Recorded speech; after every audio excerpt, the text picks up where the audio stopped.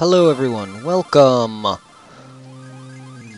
to another stream. Yeah, I'm kind of streaming a little bit of sporadic. Just trying to get used to it really. But I have plans to actually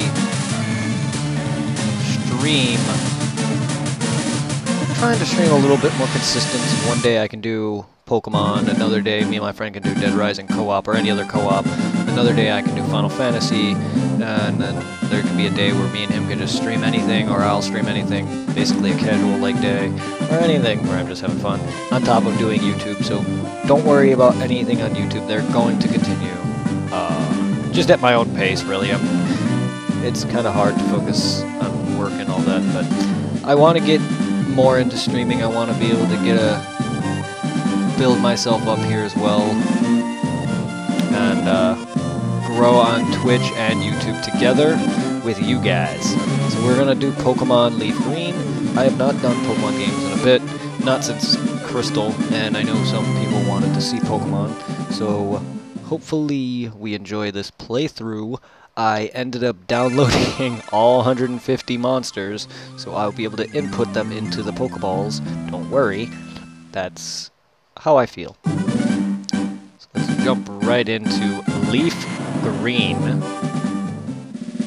The various buttons will be explained in order of their importance. Everyone knows how to play Pokemon. The D-pad, of course, moves. A and B button is cancel, and action button, whatever. Start is the menu. Select is to register an item, or use the item, registered item. LNR is to, yeah, give more. They'll give you the tips if you hit LNR buttons. In a world which you are about to enter, you will embark on a grand adventure with you as the hero. Speak to people and check things wherever you go, be it towns, roads, caves, gather information and hints from every source. I hope my game audio is not too loud. New paths will open to you by helping people in need, overcoming challenges and solving mysteries. At times you will be challenged by others and attacked by wild creatures. Be brave and keep pushing on. Through your adventure, we hope that you will interact with all sorts of people and achieve personal growth. That is our biggest objective. Press A to begin your adventure.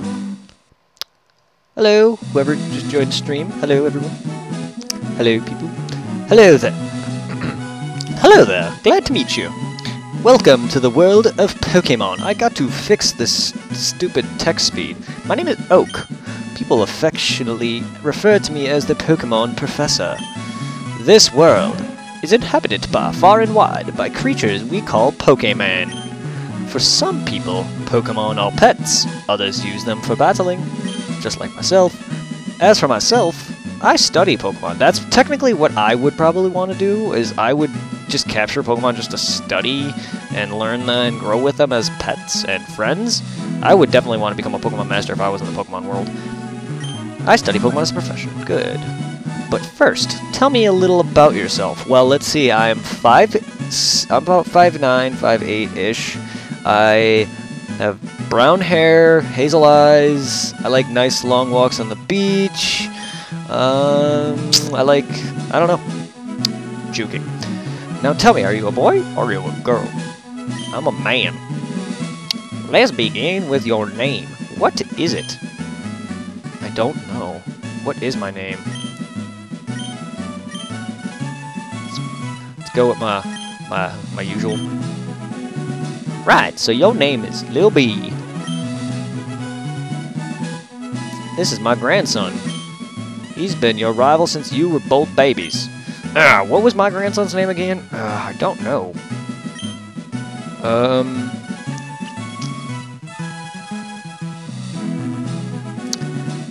Let's name him Butt.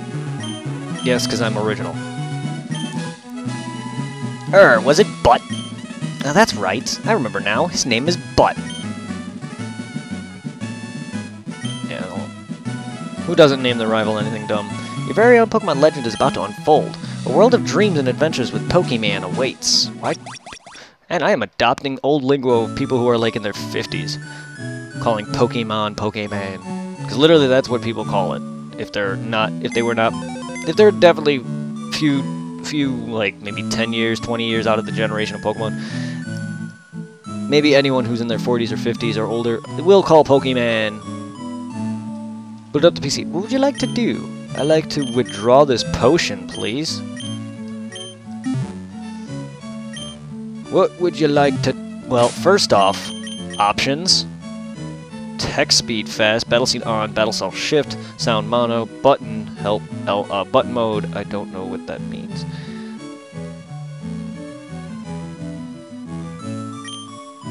Ugh. Ah. What do we got on the NES? They'll play the NES. It's time to go. Wow, I'm surprised they had a NES at that point. Or, I'm surprised they did not put in an updated console at that point. I thought they would have. Hello, Mom. Right. All boys leave home someday. It said so on TV. Ah, Professor Oak next door was looking for you. Oh, sure. Just let me run into this tall grass real quick. Oh, wait! Don't go out! It's unsafe wild Pokemon live in tall grass. You need your own Pokemon for protection. Come with me. I love how I'm playing this off OBS versus my actual Visual Boy Advance here. Sorry, I moved it. But Gramps, I'm fed up with waiting. I'm fed up with waiting. Okay, but let me think. Oh, that's right. I told you to come. Just wait. Here. These are Pokemon here. Ha ha ha. Pokemon are held inside these little balls. When I was young, I was a serious Pokemon trainer. Now, in my old age, I only have 3 left. You go on, have one. What? No fair. What about me? Be patient. You can have one too. Let's see. Oh. Frick. Come on, mouse. Cursor, please. Alright, sorry about that, guys. Did not realize it did that. I thought I can... Zoom. Zoom. Yeah, my bad, guys. Alright, let's... There was nothing really going on that... you didn't need to not see. What is going on? I gotta fix something real quick. There it is. Sorry about that. Alright, let's see. How are we gonna...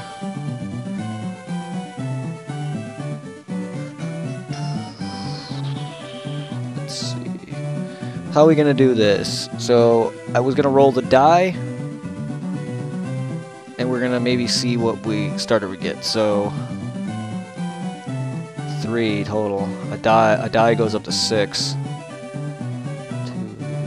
Yeah, that actually fits.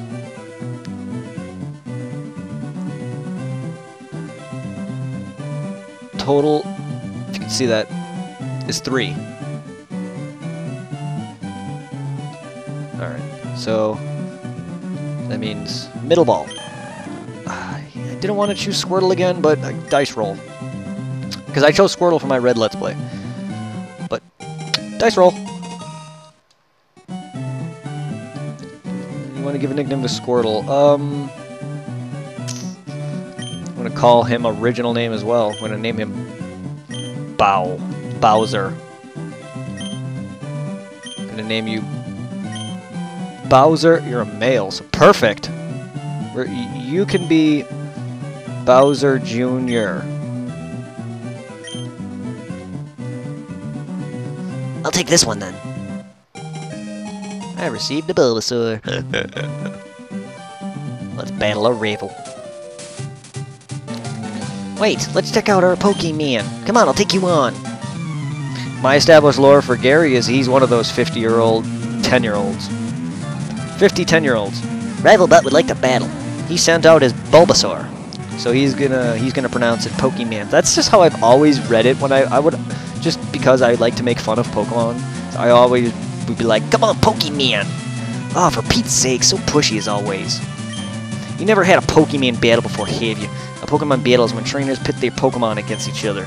I'm sorry, I know it's probably gonna get annoying to hear me constantly say that, but again, Oak and Gary are like, well, they're related, so of course they're going to pronounce Pokemon the way they do. The trainer that makes the other trainer's Pokemon faint by lowering their HP to 0 wins. But rather talking about it, you'll learn from more experience. Try to battle and see for yourself. Alright, let's do it. I'm going to tackle yo. Inflicting damage on foes is the key to any battle. Like you don't already know this from several generations prior to this. That, I mean too. I love that about remakes, though, sometimes. It's just like, oh, well, we got a bunch of newbies coming in, but we also got a bunch of freaking 15, or bunch of, like, late teenagers to early adults playing these games. So let's make a tutorial on how to play Pokemon for the newcomers, and completely not care that our major fan base are 20-year-olds. Like myself. Alright. Bulbasaur! I forgot to add in Squirtle into the list. I'll do that after I win this fight. Done. Player defeated Butts. Unbelievable! I picked the wrong Pokemon. Excellent! If you win, you earn prize money, and your Pokemon will grow, battle the other trainers, and make your Pokemon strong. Alright, let's get over here. Let's whoops, no, let's not do that.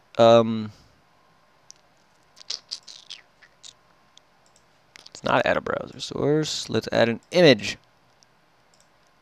An image.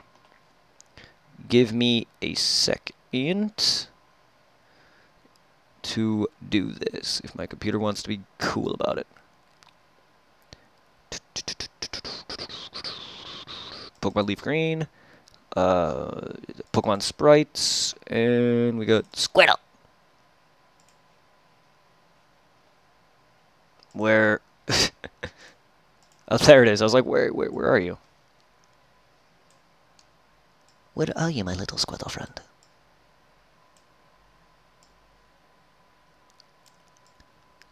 They're not the best looking sprites, but hey, they're the actual sprites. There you go. We got Squirtle. Oh. Yoink. Okay, I'll make my Pokemon battle to toughen it up. Gramp, smell you later. Let's go around. Next study Pokemon is Professor Oak's Aid. Oh yeah?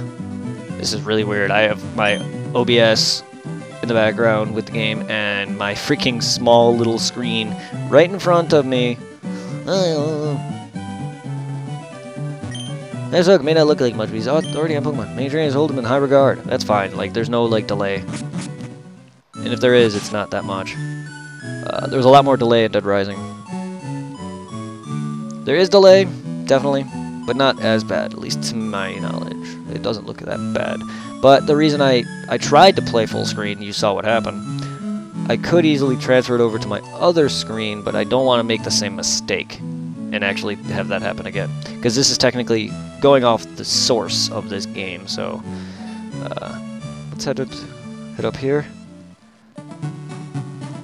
And let's see, what do you talk?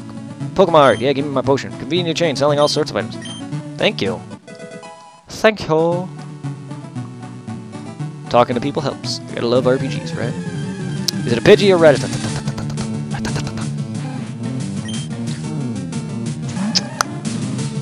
Go Bowser.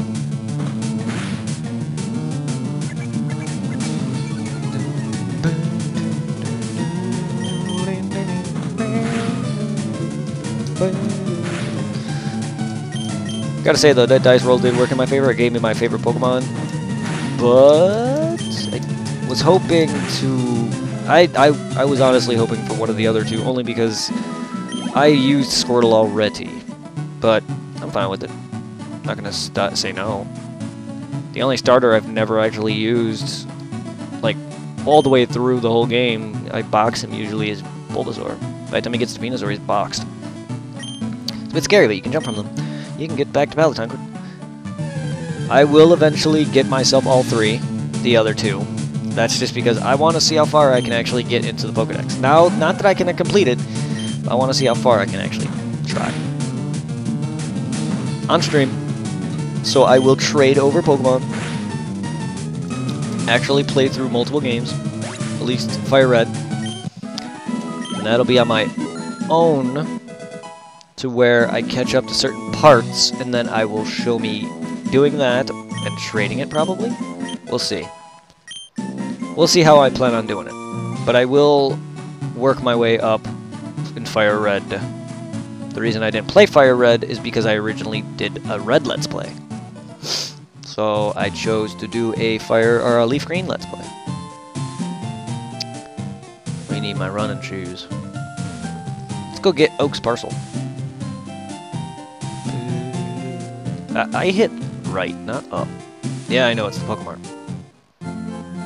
Hey, Kim from Pallet-Town. You know Professor Oak, right? His order came in. Can I get you to take it to him? Oh, I received the parcel. Oh, it's a key pocket. Oh, you can't shop until you give this old man the parcel.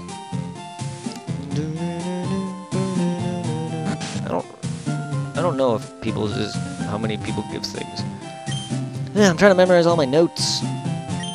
Okay, be sure to read what's on the blackboard carefully. Yeah. I do like to talk to people, so I'm going to be going around doing that. Going around doing that. What do you got to say, sir? Pokemon! Damn right. Those Pokeballs at your waist. You have Pokemon, don't you? And you can... Great that you can carry and use Pokemon anytime. Yeah, I've been... I got into a mood to play Pokemon. Sadly, I did want to do Uranium, but... Something about the game was... I like it, but nah. I'm not gonna do a stream on that anytime soon. It's gonna be a bit... Found one potion. Plus, I don't want issues on YouTube with Nintendo, because the game is a unlicensed game, and Nintendo took it down. Don't want issues. There's a chance that Nintendo can give me issues for this, but they have never given me any issues for Pokemon or any other Nintendo content yet. Anyway, how are you, Tom? How are you doing? How's the audio? How's the game? How is my voice? Like, how is the sounds?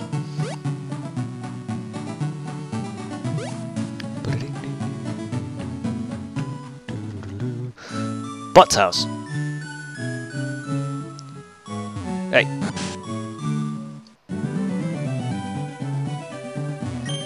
Well, Lobby, how's my old Pokemon? Why did my voice change? Well, it seems to be growing more attached to you. You must be a talented Pokemon trainer. What's that? You have something for me? I delivered your parcel, bitch. Good, and everything is good. Thank you. I have no drop frames, and it's looking smooth even on OBS in my view. It's custom Pokeball. Yeah, take it order. Gramps! Shut up, butts. I almost forgot. What did you call me for? Oh, right. I have a request for you two. And this is my invention, the Pokedex. It automatically records data on Pokemon you've seen or caught. It's a high-tech encyclopedia. Lobby and Butt, take these with you. I have received the Dex from Oak. You can get detailed data on Pokemon just by seeing them. You must catch to obtain the complete data. So here are some tools for catching wild Pokemon. Yay! Wild Pokemon appears, it's fair game. Just throw a Pokeball at it and try to catch it. This won't always work, however. A healthy Pokemon can escape. You have to be lucky. Make a complete guide on the Pokemon in the world. That was my dream. I'm too old. I can't get the job done. So I want you to fulfill my dream for me. Get moving. This is a great undertaking in Pokemon history. Alright, Gramps, leave it all to me. I hate to say it, but you won't be necessary for this. I know I'll borrow the Tom map from my sister. I'll tell her not to lend you one. Don't bother coming around to my place after this. Sure. Did you say something about going to your place? I was right about to go ahead and walk in and bang your sister and then get the map and leave. Sorry, I don't condone that. I do not know how old this woman is. I'm assuming she's old enough. Geez, that's lazy of him. Here, take this with you.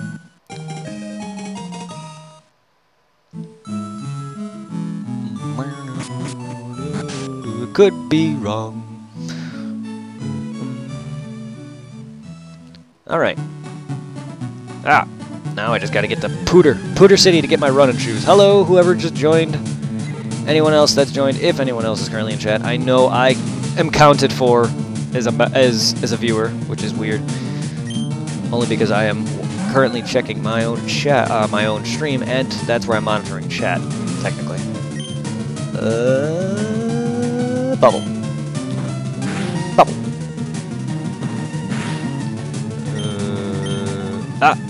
Nope. Nope. Nope. Yeah.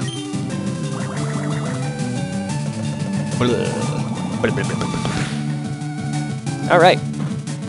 We have... Oh, shit. Oh, snap. No, I don't want to use a potion. I don't want to use the Tom map either. I want to catch this pitch.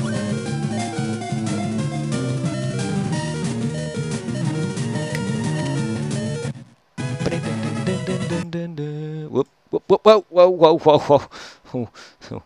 Let's not go too crazy here.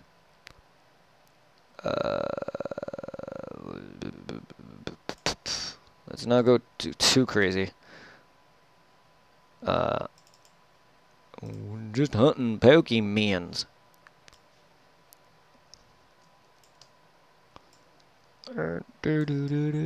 Sorry about that little hiccup there with the my screen's going down. That was not intentional. Alright. Pidgey was caught. Pidgey's data was added to the Pokedex. Pidgey. A common sight in forests and woods, it flaps its wings at ground level to kick up blinding sand. Name of the captured Pidge. It's a female Pidgey. Well, I mean, you know the whole Pidgeot with Twitch plays Pokemon. I'm gonna. My name is Lil B. I'm gonna, or my nickname is Lil B. I'm just gonna call him. Did you not do that? I'm just gonna call this guy. He's gonna be called the Based God. The reason why is because Twitch plays Pokemon had a Pidgeot. I think the lore behind Pidgeot is, I forgot what it was. He was the savior or something.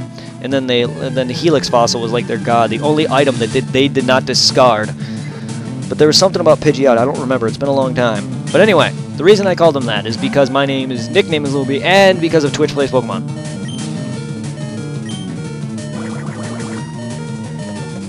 So he is known as Based God. Or she. Sorry, I should have put goddess, but that wouldn't have fit. Technically, a goddess is a female god, so whatever, same thing. We got Based God and Bowser Jr. Recognize, baby. You, now I just need my...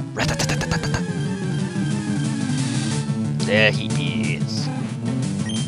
What can I name you, my fine suckle friend here?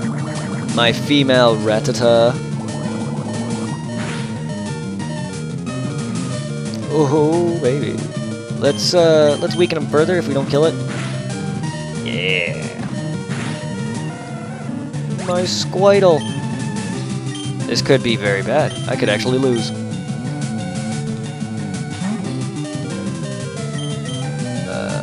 Please. I should have healed when I had the chance, but I didn't. Save me from utter destruction.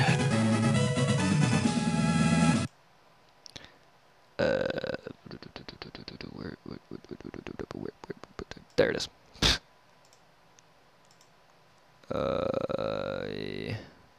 Rattata.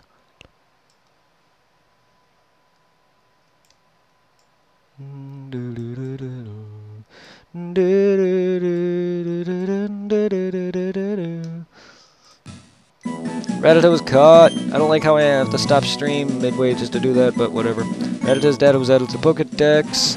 Biting anything when it attacks, small and very quick, is a common sight in many places.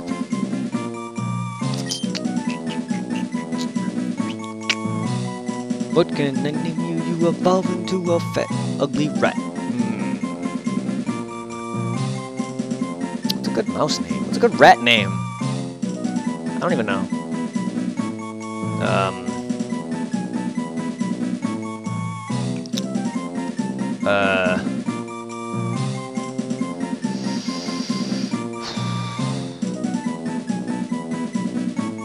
Can't think of any good rats. Nice. You're a female too, so I'll call you Josie. Why am I these caps? I'm just gonna call you Josie. That's how you spell that. I don't know. Don't know where my names are coming from. Feel free to leave any comments on names. I'll be glad to use them if I get this gender-specific Pokemon. Oh, I am... No!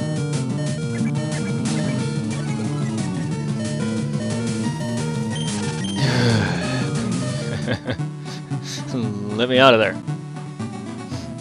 I need to heal. Can I move? I am holding L left, technically, not L. Oh man, let me heal.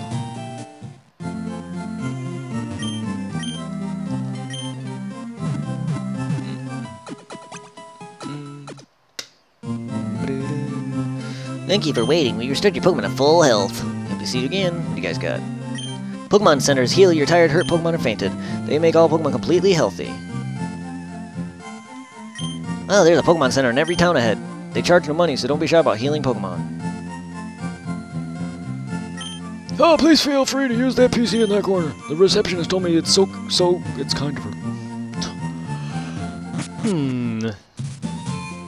Yeah, I'm sure it is kind of her. Did I talk to you? Know about 2 kinds of caterpillar Pokemon? Sure. Caterpie has no poison, but Weedle does. Watch that your Pokemon aren't stabbed by Weedle's poison sting. Oh yeah? What do you got to say in the mart? Didn't really get a good chance to talk to people. All sorts. Yeah. I've got to buy some potions. You never know when your Pokemon will need a quick healing. You're right. Hey, the shop does good business in antidotes, I've heard. Oh yeah? Can my buttons work? Pokeball potion, antidote. I like to buy. I usually like to buy about 10 for the start, and then our journey sort of begins to an extent. I'm gonna talk to you. I'm not gonna be battling Gary Butt anytime soon right now, because he will wreck my face. I'm also not gonna speed grind, because that is boring. So we're going to grind a little bit, because I have to. It's a Pokemon. It's an RPG, so I can't just sit there and not. Booble! So how are you doing, Tom? How are you?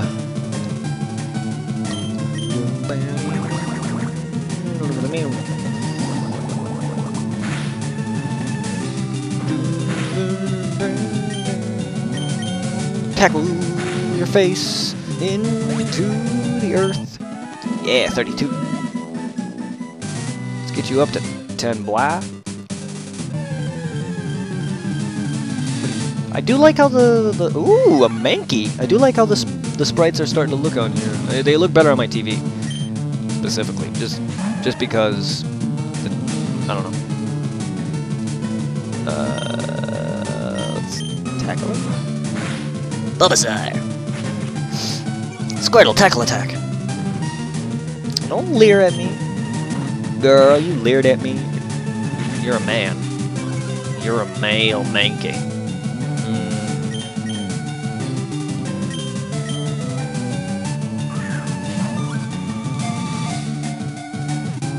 Thank you. I like the layout. This was originally my layout for Uranium. I just changed it up and added in the leaf green logo and a fire red and leaf green background. Money's data was added to the Pokedex. Extremely quick to anger. It could be docile at one moment and then thrashing away the next. Alright, Money. Give a nickname to Mankey. In honor of an old... I don't know. In honor of a... old little stuffed animal that my brother had and they used to do videos on. It was called Bobo the Monkey. I am naming you after Bobo the Monkey. I think video recording was a thing for me and my family because I used to record video games on VHS tapes as a kid. My brother used to make freaking weird videos with his friend with a freaking video camera with a stuffed monkey named Bobo. Oh god, sorry, I just snotted out snot. I know, it can be pretty gross. I apologize.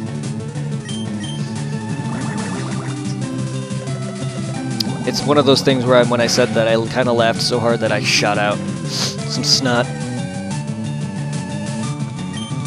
I hate when that happens.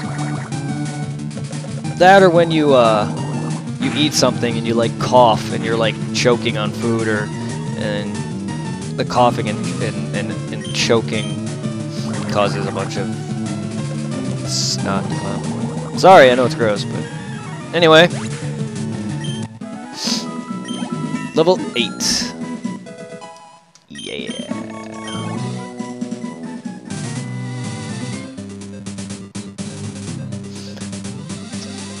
So I don't work until about 11 tomorrow, so Spiro too. You know what I forgot? You know what I forgot? You know who I forgot? You know what I forgot? Where are you? There you are. You know what I forgot? You know who I forgot? I forgot my monkey. I forgot Bobo. The heck are you in this list, Bobo? There you are. Yeah, I almost forgot. I'm gonna need to be reminded at times. So if I ever forget this, future viewers, Tom, anyone, remind me that I'm gonna have to put in characters in my layout here. There. Now we got Minky on the list. Now, ooh, Spiro. Spiro! Oh, I got a good name for you. I got a good name for you, Spiro. It's probably not original either, but it's original enough to me. I've never did it, but I never named it this before. I never named my Squirtle Bowser Jr. either. Alright, so let's throw out our based god. My female-based god, and we're gonna go capture us a Spiro. Look at that, we almost had a team of 6. Yeah. And now let's image. Okay, browse, and voila. And whip, whip, whip, whip, whip. And there we go. Got our 5th member. Spiro was caught. Dad was added to the Pokédex. Eats bugs in grassy areas. It has to flap its short wings at high speeds to stay airborne. Yes. I'm going to name you...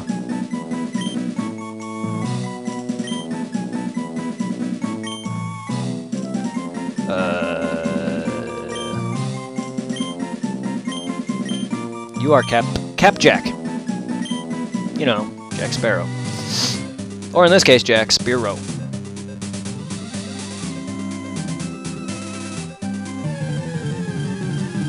Turn that into a meme face.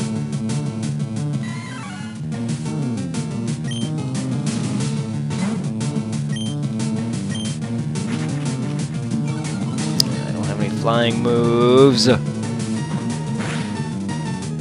Oh man, oh no. Oh no. Ooh. Oof. Sorry, based god. You just weren't up to snuff. You just weren't up to snuff. Maybe my Josie. Josie and the Pussycats.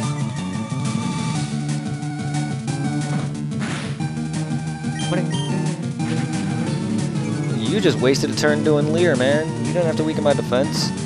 My Josie is the top percentage Rattata. He is in the top percentages of Rattatas. Josie and the Pussycats. Long tail something, something, something. It's a stupid-ass show that used to exist back on Cartoon Network in the 90s. Also, Josie and the Pussycats, I believe, were an actual people. Were an actual band at one point.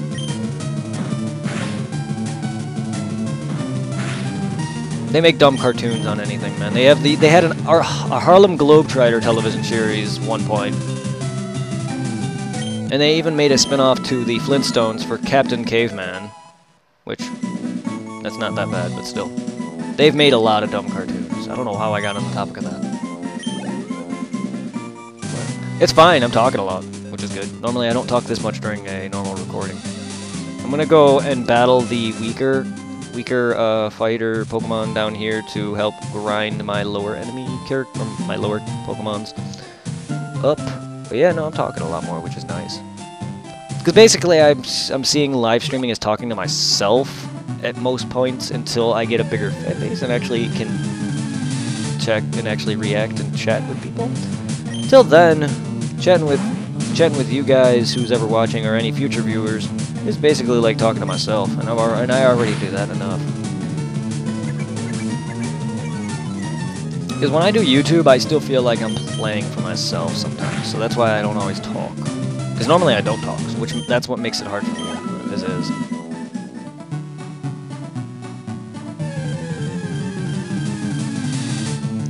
I know, that's why I said that.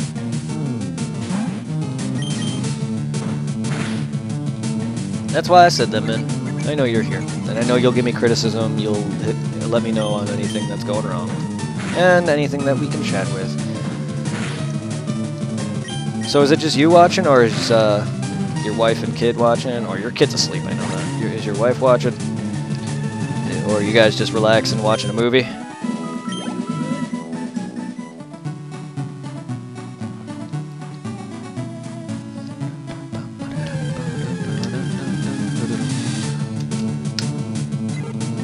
I'm waiting one of these to be a shiny.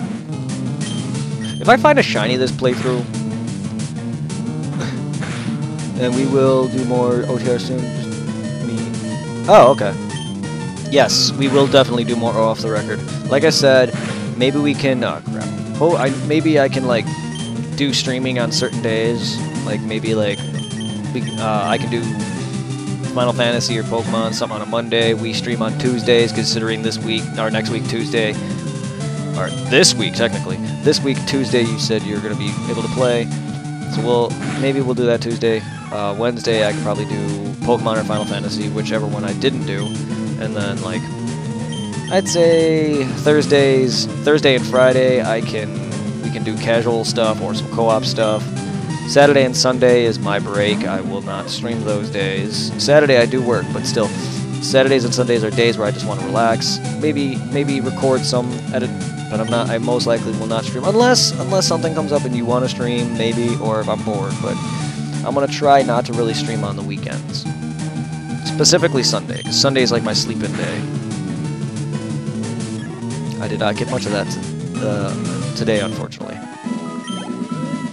I did not want to waste what little time I have left because Monday I don't work. I work later. I just wanted to enjoy that. So I will stream a little in the morning. Probably some more of this.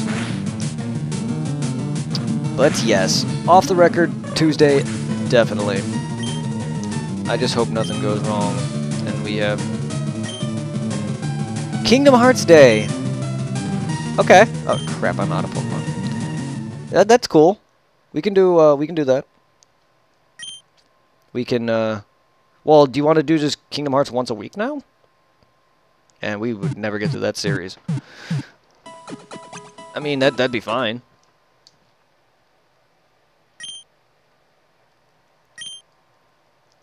Or do you mean me Kingdom Hearts? Because I'm still doing Kingdom Hearts. Because I'm going to be starting, this week I'm actually going to be starting Kingdom Hearts 2. The only reason I got some last-minute DBZ stuff to record for the last 2 DBZ Attack of the Sand videos. Spoilers, there's 2 left. One of them is literally like 10 minutes long. You can pretty much guess what I do in that episode.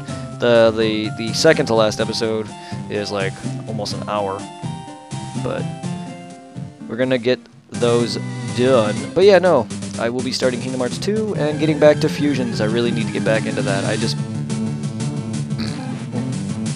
Our playthrough and we can stream. Okay. No, that's fine. That's perfect. We can stream. Okay, we gotta play through. We can stream every other week, so we can be. That's perfect. So if you want to stream, if you want to do that, we can.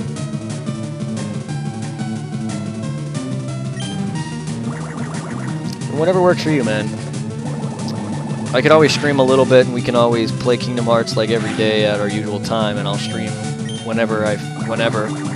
Or we can just play it a couple times a week. That way we get our fulfillment of Kingdom Hearts, and then we also get our breaks from it. Because that's why I haven't been doing Kingdom Hearts 2 right away. I wanted a break. I don't want to jump right into the best game and then just beat it.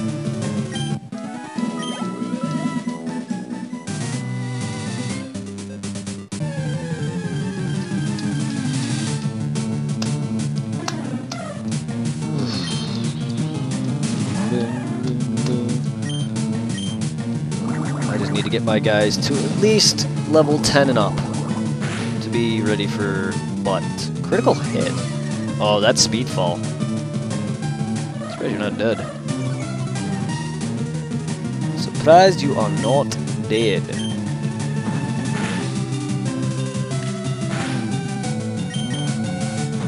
You and that sliver of health.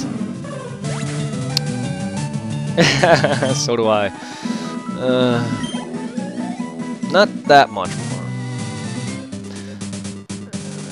I'd say about a good 20 hours, 15. How long would 358? 358 could easily run you about 15 to 20 hours, maybe. I wouldn't even say 20 hours. It might be much shorter than that. It depends on what you do, honestly. I know we can get through it. I don't want to rush it because then that's now fun. I want you to actually understand what's going on while at the same time trying to get through the game. Trust me, I don't want to do it for my Let's Play either, but... Ugh. Even before I played it again, I was dreading to do 358 because I know I did not like the game compared to any other Kingdom Hearts games. So I'm dreading playing it myself, but gotta get through it. Kingdom Hearts Birth by Sleep, probably one of the best games, if not the third best game. You will love it.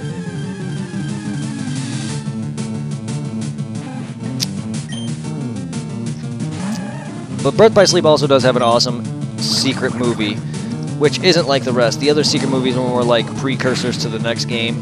Birth by Sleep actually has something to do with the actual Birth by Sleep story. And then it leads into the next game, which is really cool. So we're going to be getting that.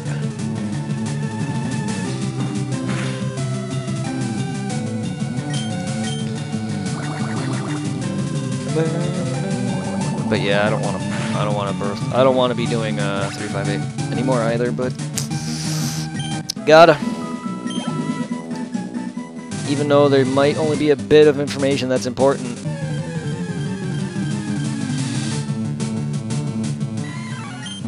There's not that much importance, but we've already learned some decent importance on the life of Roxas and the life of Xion. We're learning things. So what Riku is doing in his meantime, and how he, I guess, how he grew into what he is into. So we are definitely learning that, and we will know the events right before 2, which, you know, the Roxas Riku fight. We'll be able to understand that a little more. It's all about Axel. Yes, it is. Honestly, most of that game is kind of about him and Axel, and somewhat Xion. Only, it's just every scene is them eating ice cream. But yes, no, I wish Axel was more of a character. I hope he makes a bigger impact in 3. He's a Keyblade user, and he's one of the 7 Keyblade wielders of light to combat the 13 members of darkness. So obviously Axel's got to be either a playable character at some point. Maybe not, but still, he's gonna be on your. They're gonna have him be on your team at one point.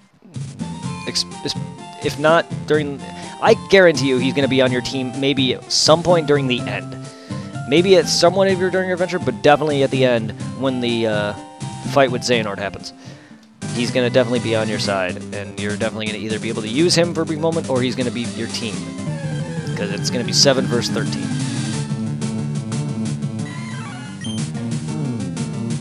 I'm just hoping Kairi is actually mastered or learned her Keyblade more, because in 2, man, she was just swinging that thing around like a freaking toy sword.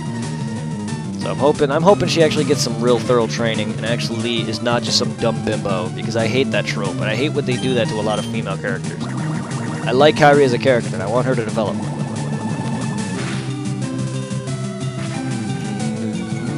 Because I also hate established characters that eventually fall to the wayside. Looking at half the Dragon Ball cast.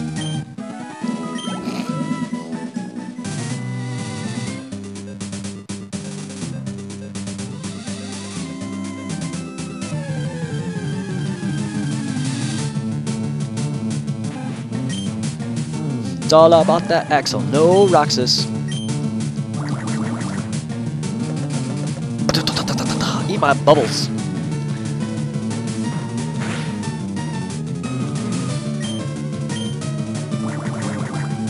Blossom. Bubbles. Buttercup. And the 3 girls were born.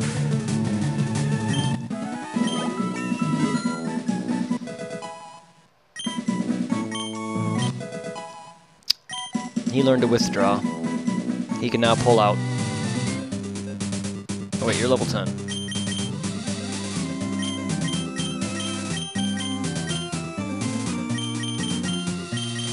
I like Pidgeot a lot.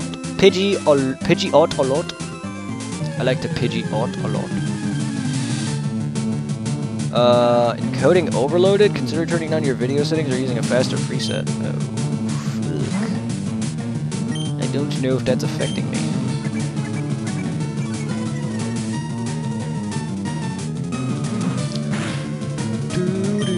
I guess I can try turning the encoder to a faster preset or whatever the hell that just said. But we'll see. Everything just seems smooth right now.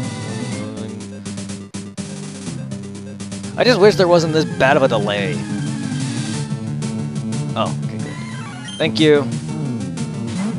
That's why I need you. Once I become bigger, Tom, you are my mod. Once I become bigger and actually understand Twitch more, you will be my first mod, just because you will watch and actually give me info and help, and also you're my best friend. So I will make you one of my chat moderators once Twitch and me become a thing. I want to become bigger. I do. I want to become part of the community. So I watch enough YouTubers and Twitch streamers that I just want to be part of it. I find it enjoyable. So yeah, no, you definitely would be my mod.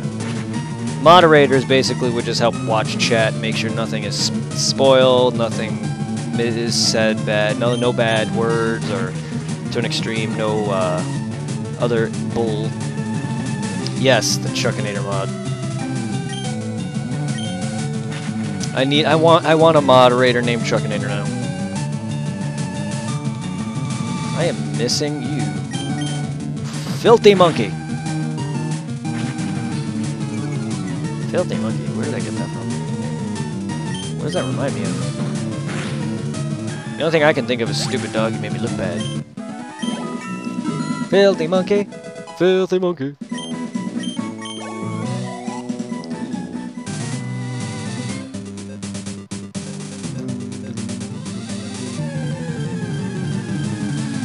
Moderator Chuckinator. Wait, is that his him being the mod his job, or is him being a Chuckinator his job? And his name is Mod, and his name is the moderator.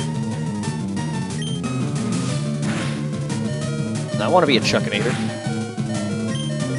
Or a Frankenchef. Based God, no! You failed me. Well, now we'll send in Captain Jack. Alright, Jack Spearow. Use your flying on his fighting type.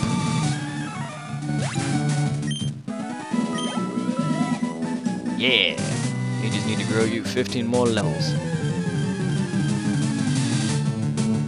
I'm glad I got a Mankey and a Spearow here, because Mankey's not, like, he's not the most common. He will take a bit to find. And he can be kind of a pain to capture sometimes. I'm glad I got him. Also, good for grinding Spearows because of flying type better against fighting. Which is funny, I'm sure if he hit me with a powerful enough fighting move, he would knock out Spearow, considering Spearow's normal and flying does not resist fighting, and normal is weak to fighting.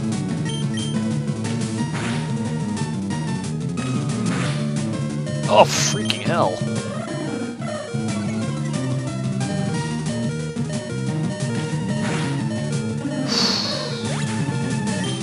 I thought it was okay. Then again, I was not paying attention to his health.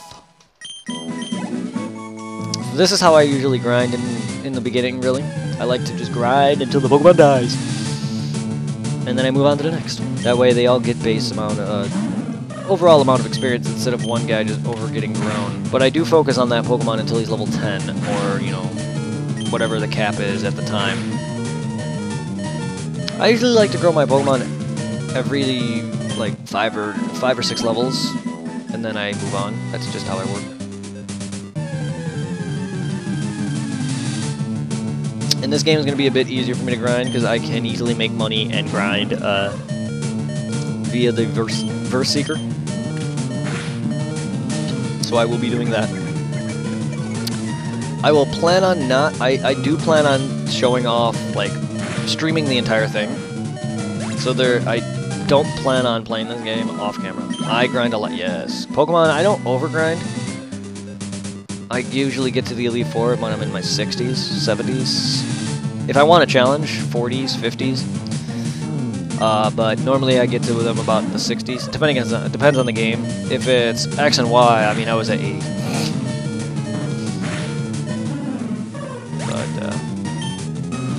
This game I don't grind too much because I do want a challenge. Pokemon's way too easy as is. Other RPGs, I'll sit there and grind. Final Fantasy, I'll sit there and grind. Phantasy Star Online, oh, I'll sit there and grind. Well, Phantasy Star Online, you can't really... You grind as you go, kinda. It's not a game you could just sit down and be like, okay, I'm gonna go grind. Yeah, it's just the way that the game is set up. With the levels and stuff, the areas. It's not like an RPG where you can just run into constant enemies and never run out.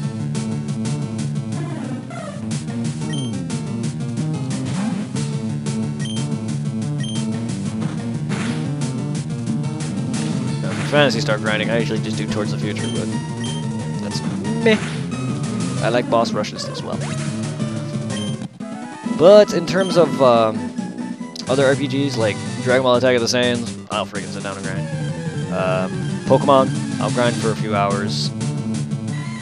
Those Naruto games, I grinded my characters to the maximum. The Inuyasha RPG, any RPGs that I own, I'm just naming off a few. Kingdom Hearts, oh, I definitely will grind. Once I'm at a certain part in the game, I will easily grind. As you saw in 1 and 2, when me and you got to the max level. The only Kingdom Hearts games I really care to grind in, though, are the major ones, the ones I enjoy. 1, 2, Birth by Sleep, Dream Drop Distance.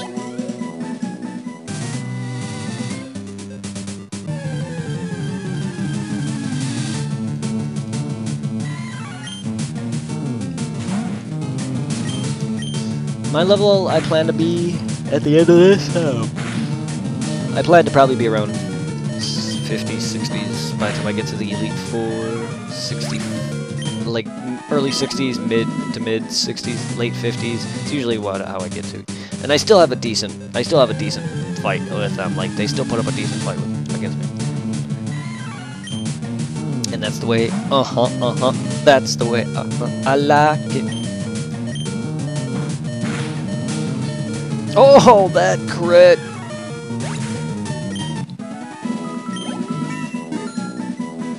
Let's see if I can get a critical. Oh! On Y, I was level... Yeah. Oh, I definitely have several shinies that I breaded for competitive play that I leveled up to 100 in Y version. I didn't grind to 100 to beat the Elite Four and Az, though. But I did get to like level 80, and then I started doing all that grinding at the end, and man, I've beaten the Elite Four so many freaking times. I miss Y version. I loved Gen 6. I'm sorry, Gen 5 was kind of like Gen 3 to me, and then Gen 6 was kind of like Gen 4 again, where it got me back into like that feeling again, where I was like, oh my god, because Gen 3 and Gen 5 just got me that, this is boring. Even with Black and White 2, did I not, like, it was better, a lot better, but it still didn't hold me to the point where it's like, I'll go back and play it. Probably not. I played it for the Pokemon that I needed, and that was it. I will, the sad part is I'm going to be playing it for a recording eventually. Like, I'm doing one of each Pokemon game. done Red, I've done Omega Ruby, in the process of doing Crystal, and that'll continue at some point. I gotta do the original Ruby or Sapphire or Emerald, which Nuzlocke don't count. I gotta do a actual normal stream of Heart Gold or Soul Silver, which I'll do Silver, because I already did Heart Gold, Nuzlocke, again, don't count. And then I'll do Diamond and Pearl or Platinum, probably Platinum. And then, well, I own White and Black too, so I'll do one of those, unless I emulate it. Maybe I'll emulate it. We'll see. It is kind of annoying to record from a 3DS sometimes. And then, yeah, White 1, Black 2. I'm debating on buying another if I'm going to do an X and Y Let's Play, I'm debating on just buying one extra copy, only because my Pokedex is complete on both of those games. I got the Shiny Charm on both X and Y, and I completed the Pokedex completely on both of them. Minus some legendaries, probably. But I'm not going to sit there and delete that. But I've been planning to do an X and Y playthrough for a while now. And then after that, if I haven't already completed it, Sun. I have not played it. Again, that's another Pokemon game that was just like, why? It just didn't hook me. That was the fastest Pokemon game to unhook me, was Sun, because of all the talking. And the Pokemon, man. Seriously, some of the Pokemon are just getting stupid. Sorry, I like the original first 4 generations of Pokemon. 5 is okay. Some of them are kind of cool, but I like... And 6. I like 6 better than Gen 5. Their Pokemon, to me, were better. Much better. Like, freaking Phantump and his line. Freaking my favorite Goodra. All those Pokemon were cool. But Gen 1, 2, 4, and 6, to me, had the best Pokemon. And the worst was Gens 3, 4, and 5, and maybe even 7. I don't know. That's my opinion. I just don't like a lot of the designs. Now, I didn't say not all the Pokemon are bad, because there's a lot of handfuls of Gen Pokemon, Gen 3 and Gen 5. Like Salamence. Generation 2 will always be my favorite. Like Salamence from Gen 3 is one of the greatest Pokemon. Deoxys. Gen 5 had what's his name? The evolution form of Dino. Zwellius.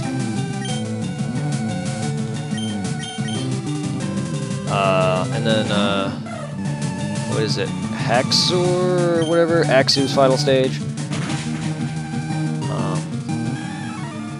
Honestly, that's really about it. To me, Gen 5 Pokemon were not all that memorable. As you can see, I'm having trouble remembering them. But then again, there's also way too many Pokemon now, and I'm starting to lose it for that. Encoding is overloaded. Consider turning down your... Turn down for what?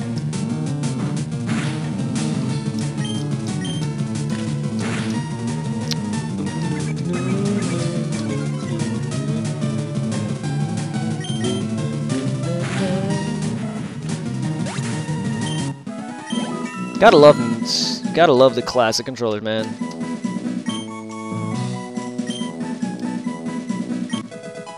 I learned to leer.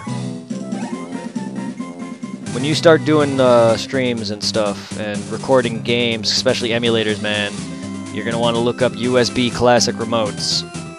I got a NES one, I got a SNES one. I saw a 64 one, but that emulator's a piece of crap. I think I have a Sega Genesis somewhere. These, specifically Super Nintendo, work really good for old school Game Boy games and GBA games, and even SNES. Oh, I also have a NES one. Forgot about that. Of course, you have to have a Nintendo one if you plan on going old school. But yeah, these controllers with the least amount of buttons, especially this one. This is like my favorite controller ever, probably. That and the NES are probably one of my favorite controllers ever. Probably all the other controllers after that just got bulky. I mean, 64s, GameCube. They're terrible controllers, especially the design. And then you got probably the best Xbox controller in my opinion. 360s was okay. It had some issues. And then Xbox original. Don't even get me started on that monstrosity. My personal favorite next generation controllers, well, my favorite will always be PS2, but PS4 is probably one of PS4 and PS3 are probably one of the next best controllers for next generation. PS2 though, which is no different than PS3 really, just with the button. But PS2 though, probably my hands down best like console controller. And PS2 is still like probably one of the most, if not the most popular console of all time, even now. Despite, I'm sure there's people buying it for $1,000 even now, considering it's no longer being made. Which is sad because mine's breaking. And if I ever want to play PS2, it's gonna be kind of hard. Not that it matters. A lot of games are getting remastered anyway. And that's why I prefer remasters. So that way I can put my old console to rest and play the next generation. Because in the next 2 years, we're going to have the PS5 and the Xbox... What the fuck? Yeah, the Xbox what the fuck. And then, shortly after that, we'll have the PS6 and the Xbox. I don't even give a fuck anymore. I'm just going to name this whatever the fuck I fucking care about.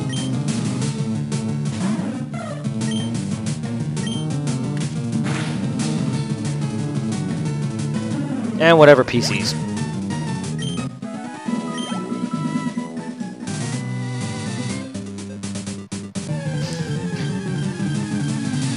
Console rant.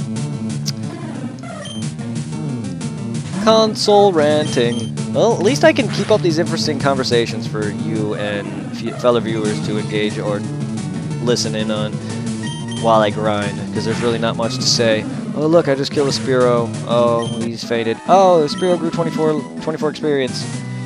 Now I'm running around in the grass. Oh wait, who am I running? I ran into another Spearow. He is level 5, or she, sorry, and now I'm going to peck him. I'm going to peck out his eyeballs until he drops. Critical hit, knockout. Wild Spearow fainted. I got 41 more experience. My Captain Jack leveled up to level 8. See, that would be very annoying after a while. Windows 4000. I was surprised. Yeah. I love how they also skipped a window number, like 7, 8, 10. Where was Windows 9 ever? Not that it matters, I miss Windows 7 personally. I also miss Windows 8. I miss both, Windows 7 and Windows 8. Windows 10's nice, but I grew on 7, and then I grew on 8.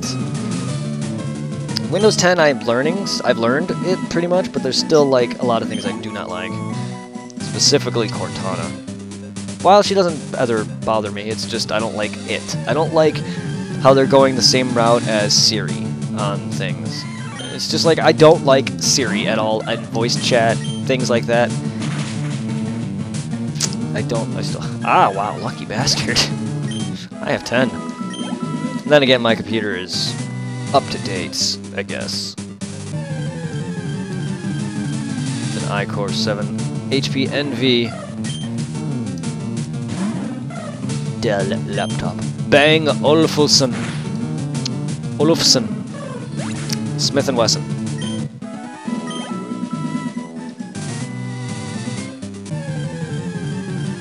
Seven is really good though. What about that Windows 95? I bet a lot of the viewers in chat who would be watching me or will watch me on YouTube probably are too young for Windows 95. Considering I'm playing Pokemon right now. So I will attract a lot of younger audiences. But anyone our age will have at least maybe have had it once or twice in their life. RIP, Windows 95, and also AOL. The original social media before Facebook and MySpace. And yes, the original Windows 98 Doom. That and Wolfenstein. I didn't play much of Wolfenstein, but Doom, I definitely had. That and the, I played a lot of Prince of Persia on the computer as a kid. Prince of Persia and a lot of Zork. Grand Inquisitor. That's a funny game. In fact, I actually own Zork Grand Inquisitor. I bought it online, and if I haven't played it yet, but I know it, I tested it before, so I could probably stream some older games. That is a really old classic PC game from the, I would assume 90s? At least that one. There's several Zork games, so I would assume that one specifically was in the 90s, because that's the one I grew up playing. Then, yeah, I played a lot of, I could never beat it, though, but I enjoyed it. Prince of Persia. The original Prince of Persia. The game's probably crap. I remember that game was so stiff. You had to, like, walk up to the ledge, do a jump, and then you gotta, your character grabs onto the ledge, but you gotta sit there and be at the very edge, and your character walks so stiff. Ugh. How video games have evolved, like Pokemon. Video games evolved into video games. MySpace evolved into Facebook. AOL evolved into, I don't know, Twitter? I mean, not really. I'm sure there's similar things to AOL out there.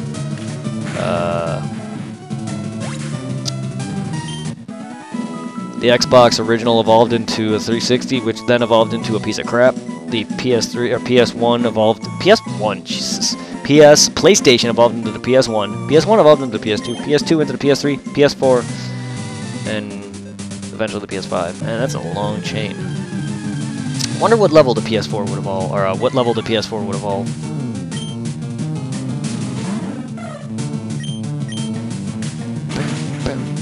What? Consoles evolving. Fuck.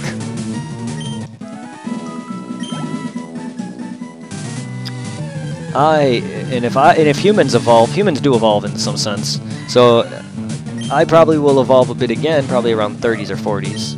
Meaning I'll like different facial features, loss of hair, deepening of the voice will probably deepen further. And yeah, be an old bitchy man. I'm already gonna be 28 this month. Oh my god. Where did the time go? I remember when I was just a youngster. That feels like that feels like yesterday when we were kids, though. Honestly.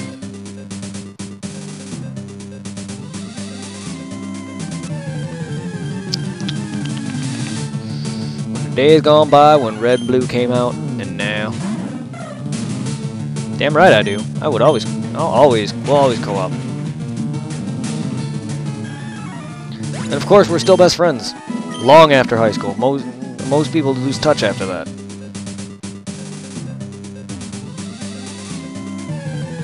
But then again, while we didn't really know each other, at least we didn't talk much at the time.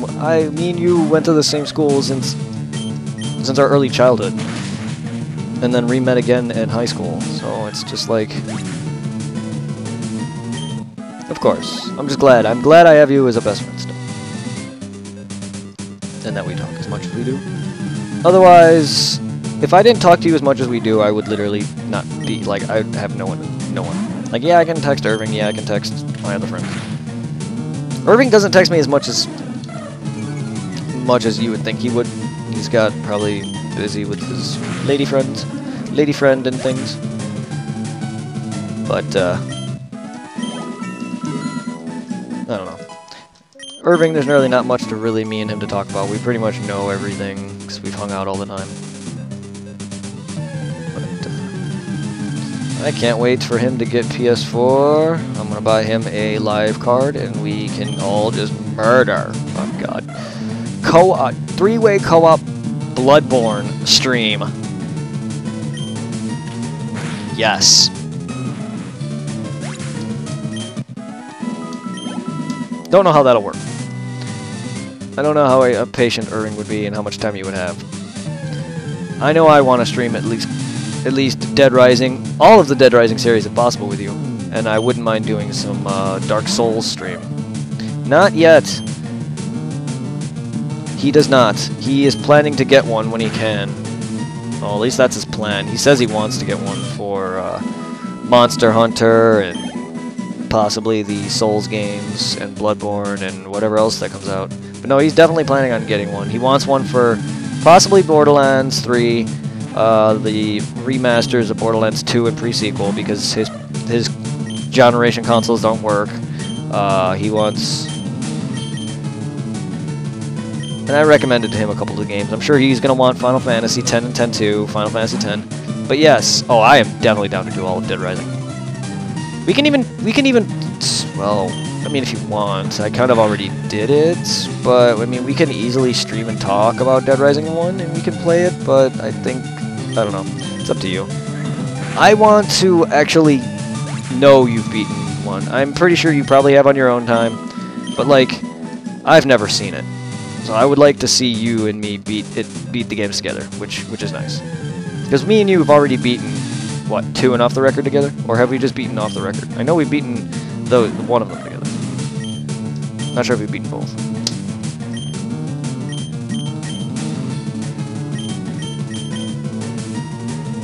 Because I remember beating the crap out of Stacy with you. I remember that.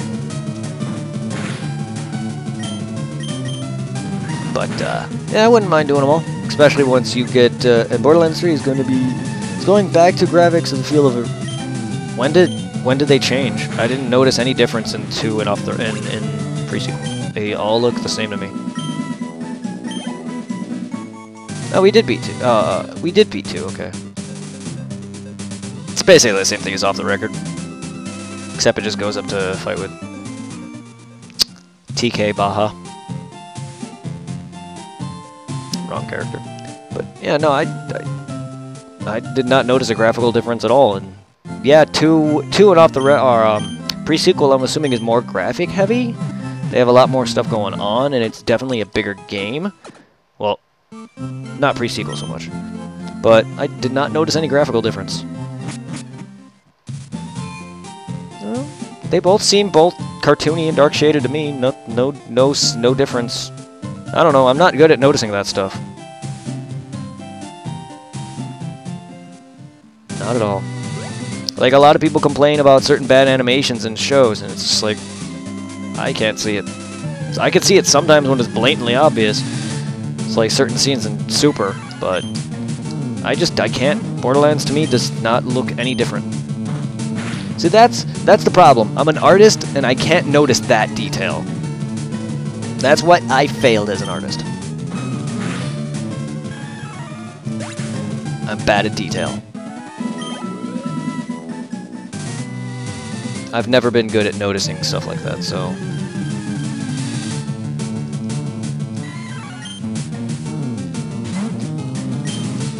I definitely can see that 2 was more... Definitely got more mature, and the story picked up a lot, while 1 was more like just jokey a lot of the times, and it had some serious moments, but the graphics to me seemed all the same.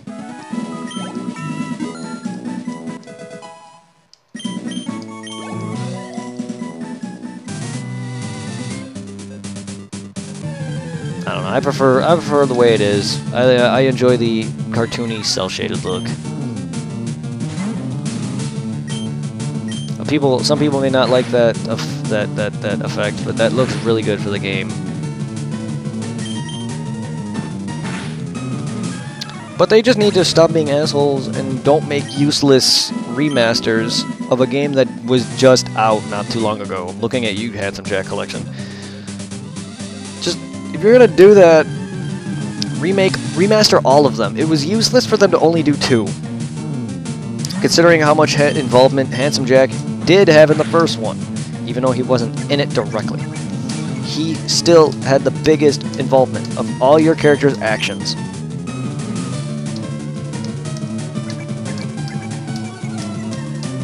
And why call it the Handsome Jack Collection? Yeah, he's the main villain, but why? Why not call it, like, Borderlands Vault, or like Vault Pack, or something to do with the vault. It's like a thing you open. It's all 3 games. Oh man, but no, they could have been clever with it.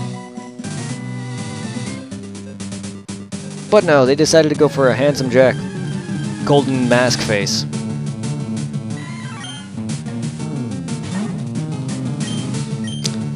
Whatever, he has Butt Stallion.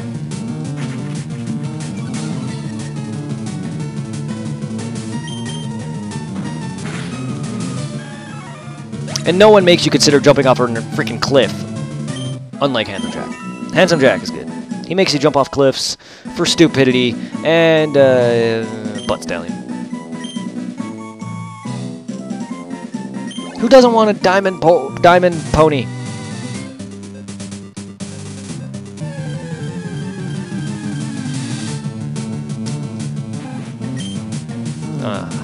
Borderlands 2, man. Probably one of my favorite Borderlands games.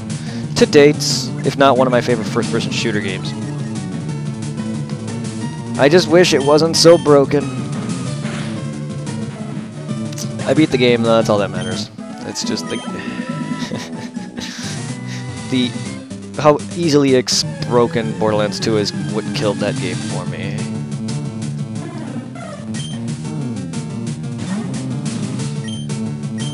Hoping 3 is nowhere near bad. If they have a system like a badass rank, they need to have it to where it doesn't transfer to everybody. Yeah, no, that's what I mean. It's not just your badass rank. The game is literally broken. You can freaking get weapons that be overpowered as crap. I'm sorry. It's not just your badass rank, but your badass rank did make it even more broken. I just find that unfair to people who don't grind. Or at least that much, because all these bosses that you can tackle, and the ones I cannot, I find it is unfair. That is not good for the meta. I'm sorry. I'm not going to sit there and grind 500 plus freaking hours just so I can catch up to you, just so I can fight one boss for like a week, or, you know, like play the game for about a week and then stop. Like, that is... I don't know how you guys can do that. You and Irving, every time I talk to Irving, he's like, oh, I'm playing Borderlands. It's like, dude, how do you do that? How? You're playing the same game constantly. He keeps telling me every time I talk to him he's going to make a new character on Borderlands. It's like, how the hell do you keep playing the same game that is broken? I cannot.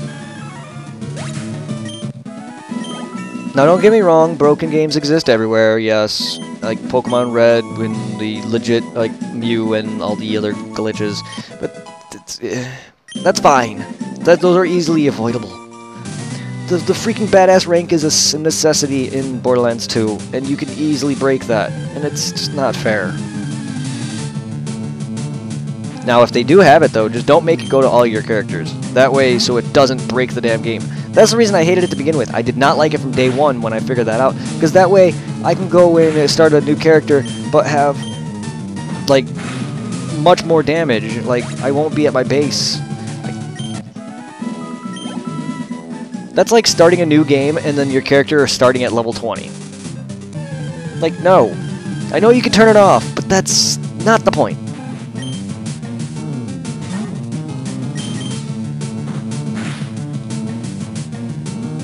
That's like inputting God mode cheat just not to use it.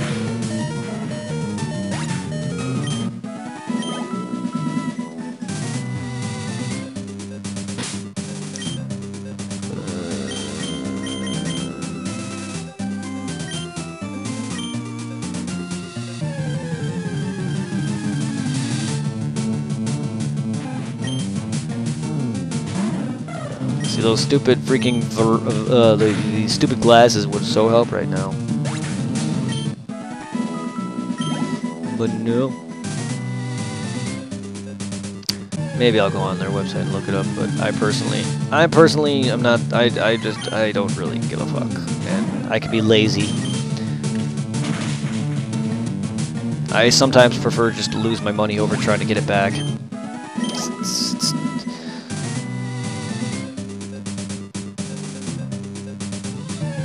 Yes! No, Left 4 Dead 2.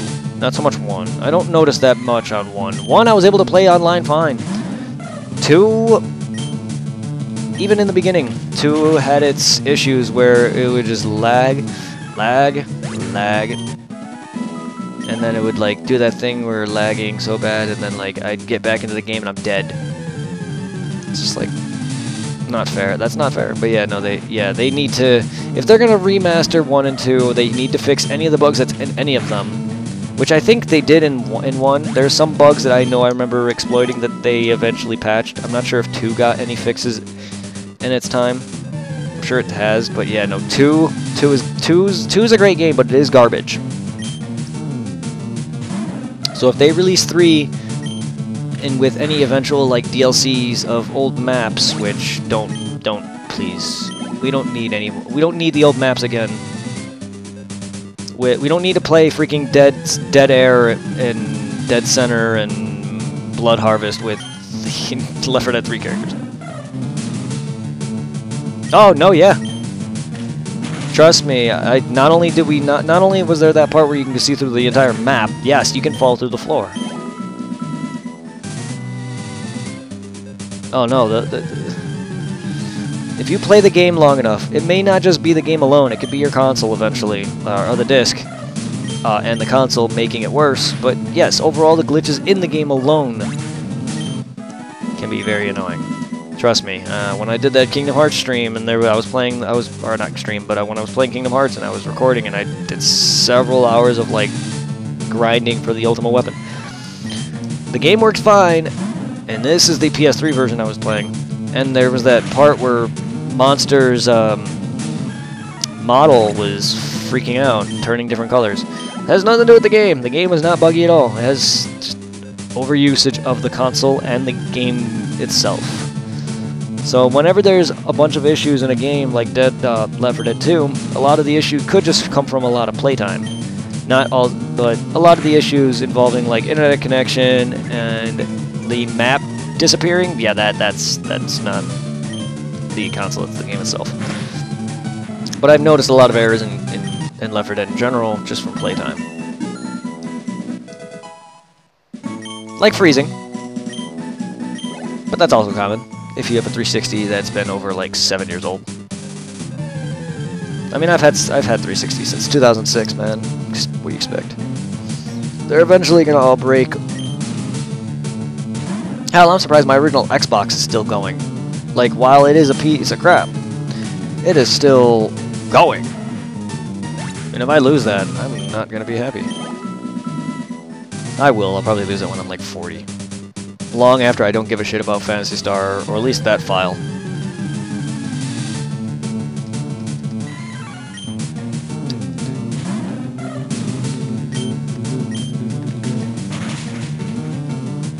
I remember on Left 4 Dead 2, I was with 3 people online. It was in the middle of, I don't know, probably like 9, 10 at night. It was around, I think we played up until like midnight or 1. We were on Dark Carnival. This is before I beaten any of them. I think maybe I beaten the first one, Dead Center or Dead Air, or not, yeah, Dead Center. But this is before I had any of the others beaten, which I only have 2 of them beaten. We still can't beat them because they freaking kick us out. I'm on the final part. We're freaking plowing through. Yeah, we've died several times. But we were about to get to the point where we fight the first or second tanks, so pretty close to the helicopter, and I get crashed. The game kicks me out, and I lose connection.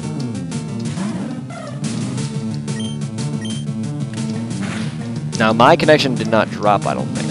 It just randomly booted me like it normally does. For no reason. That was the only time I was able to play that entire, like, those entire few hours that I did play with them. I played that entire time. Perfectly fine. No issues with, like, the game messing up and I can't see what I'm doing, or, you know, and then I come back and I'm dead. I hate when it does that. It's like, how'd you mess up your servers so bad, Valve?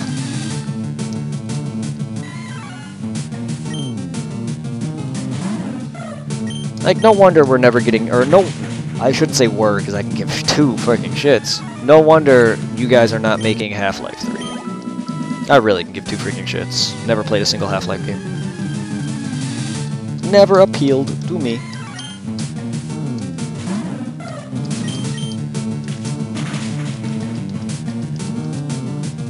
Well, I can hear a bunch of people in the comments saying, "Oh, you never played Half-Life, you're missing out." Not really. I have Pokemon. This game's better.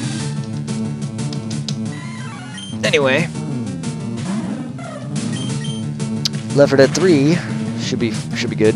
If they can re-release 1, 2, and 3 all together in a 60, well, not 60, I wouldn't expect it, 70 to $80 package with some included, with all the DLCs from the previous 2.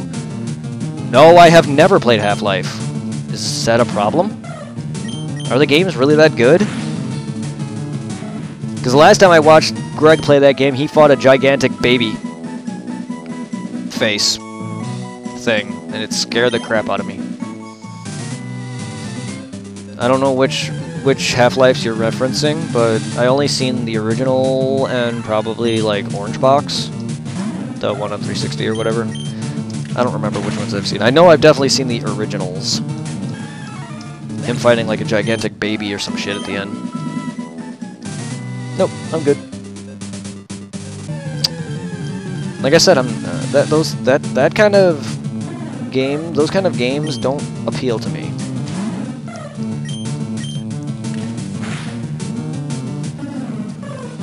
I like games with I don't know how the story is in Half-Life, but I like games with an impacting story. I like games with a lot more action going on. So Half-Life, whenever I envision Half-Life, and what I've seen of people playing it, they never seem to be doing anything but platforming. At least that's the parts I've seen. I can't make that into account for the entire game. And somehow I grew the Spiro to level 11. But I can't make it into account that in the entire game. But still, that alone is enough to... That alone is enough to tell me I don't like it. No, I never liked Half-Life. I never cared for it.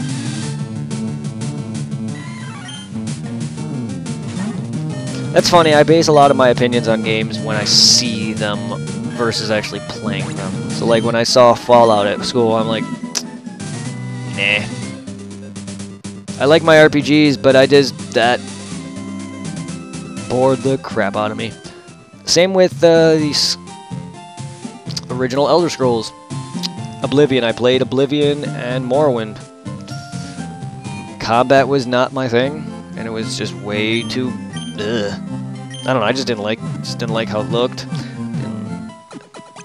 And that's why I never gave Skyrim a chance, as much as Shauna and other people tell me to. Never will.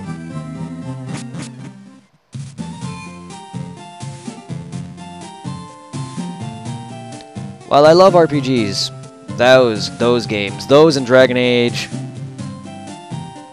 will never click.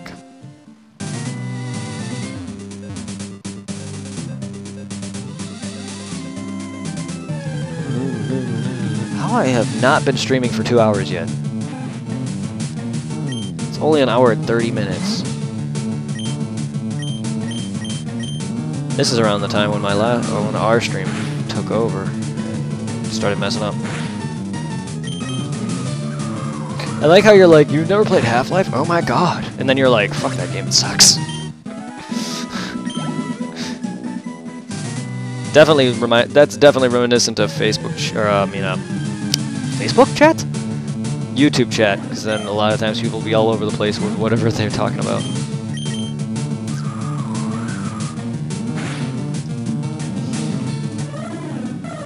Don't growl at me, that's rude.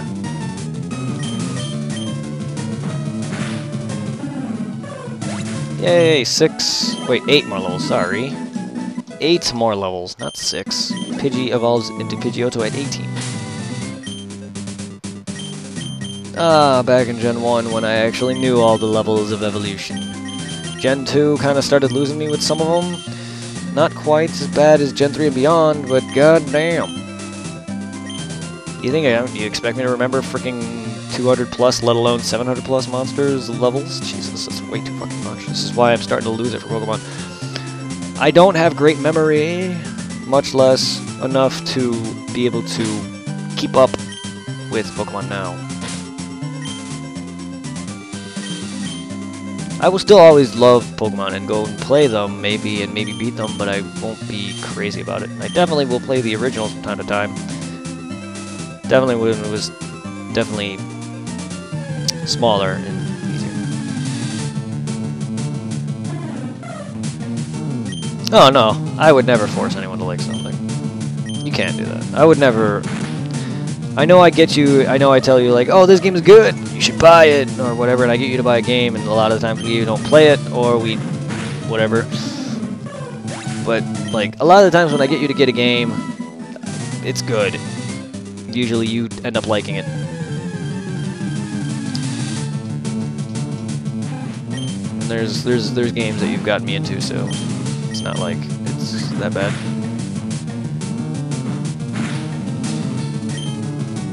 But yeah, no, I love Dead Rising. Oh no, I can see how people can hate Dead Rising. With the way one's not glitchy or buggy that bad. It has moments, but in fact 2, I think Dead Rising 2 is giving me more issues than Dead Rising. But Dead Rising 1, I can see how people may not like Dead Rising in terms of that start of this franchise, because oof. Well, of course we like the same games. They're the same age. We grew up with a lot of similarity games. We grew up with the same generation. We're gonna like Mario. We're gonna like Pokemon. If you're into RPGs, that is, you're gonna like Pokemon. Or at least, as a kid, you've played it. You like Mario. We like Metroid.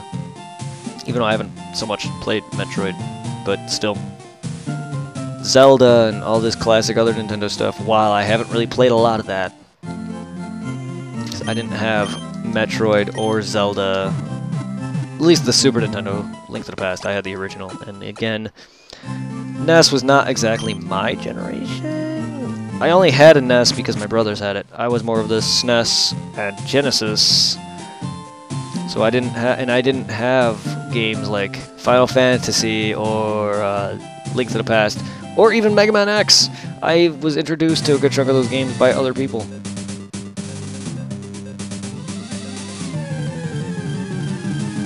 I've never played the original Metroid on cart.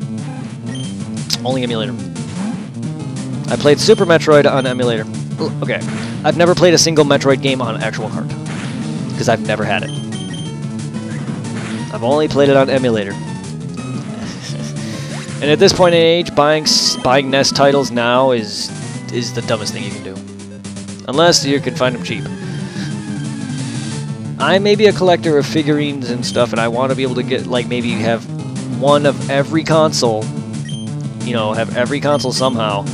But if there's no way for me to be able to get a certain console because of its price, maybe like an Atari or something, then that my collection's incomplete, so what? But yeah. I had the original Zelda 1, did not have 2, but I was not introduced to Zelda until 64, till Ocarina of Time. Like I said, NES was not really my generation. I was more of the SNES. Why play a weaker console with weaker games when you can play the upgraded version with much better games? And you know what better game that I had? Well, everyone's favorite Lion King is what I had. Well, one of the games that I had, and that's basically my childhood right there. And the game's not bad. It's not a great game in terms of platforming and ingenuity or anything, but it's by far it's not a bad game at all. And so that's why I did not play a lot of NES as a kid. Yeah, Ocarina of Time, yeah.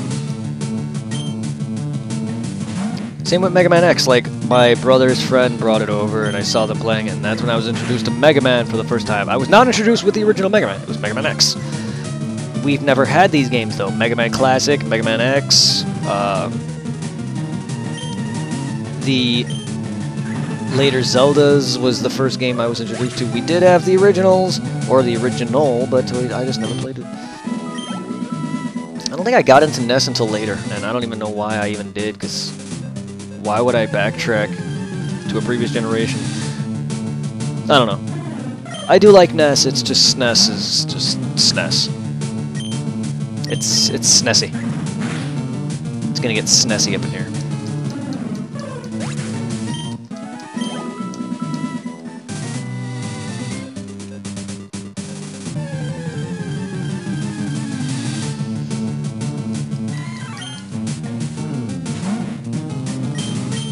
I'm glad I got to experience Pokemon from the beginning, though.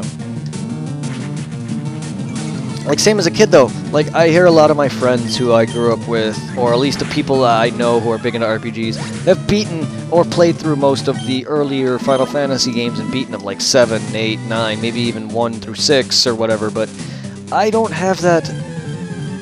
I did play a lot of PlayStation games, and I played those games as a kid, but I didn't own them. So games like Final Fantasy and a lot of those classic games, I never got to experience them as a kid and beat them. Not even to this day have I beaten the originals 1 through 9. I've only beaten 10. The only Final Fantasy game I've ever beat. Only because I don't have the time for that now. Grinding now in those games? No, do not have the time for it.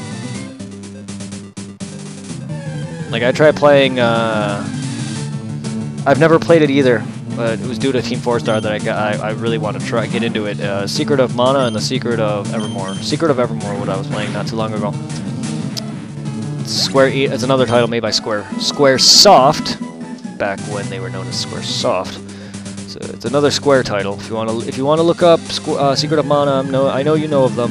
They're really good SNES titles, which I never played, never had as a kid, and I just played it for the first time. Not Mana. Mana I have not played yet. Same with, I've never played Earthbound, NES's game. I've never played those. And those are RPGs, obscure as they are. And by obscure, I mean weird.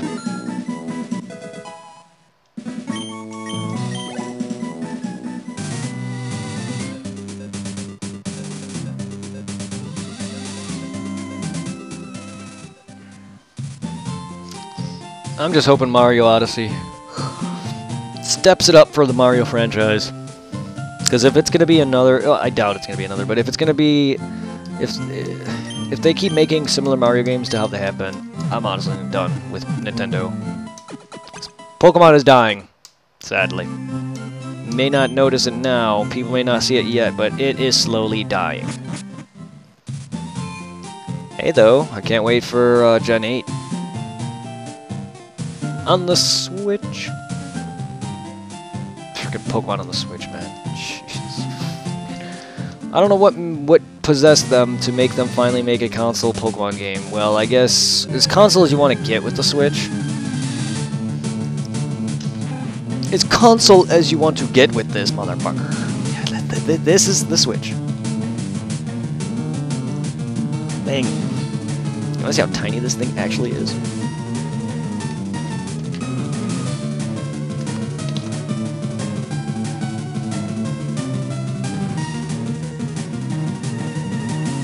That's the Switch.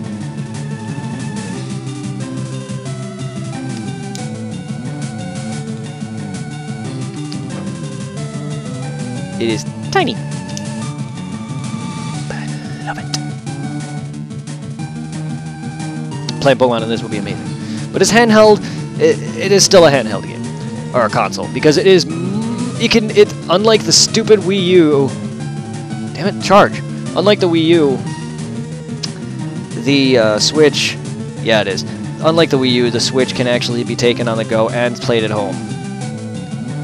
So it is more handheld than console. So that probably explains why it is getting a Pokemon game versus the Wii U. Because the Wii U is a console, it's a home console.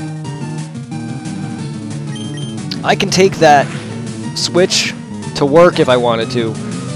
If I wanted to. Why would I do that? I don't know. And then play it. After work, or on break, if I wanted to. Don't know how I would charge it, but I could.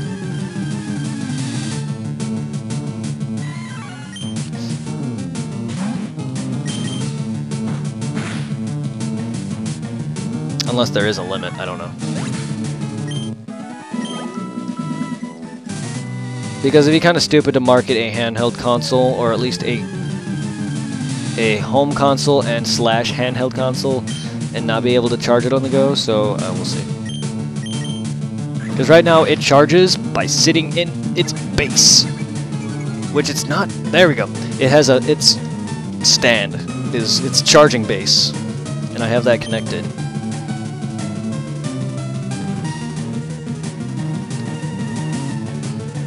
Look at Goku. There's Goku. Say hi to Goku.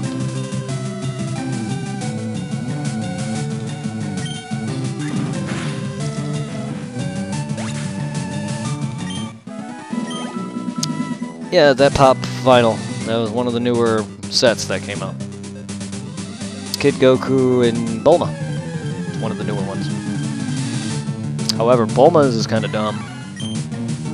Bulma is the only pop vinyl Dragon Ball character that has a stand because her legs are literally just stuck together in such a way that her head is too heavy for her lower body to support, so she needs a base. And that is, to me, the dumbest thing ever.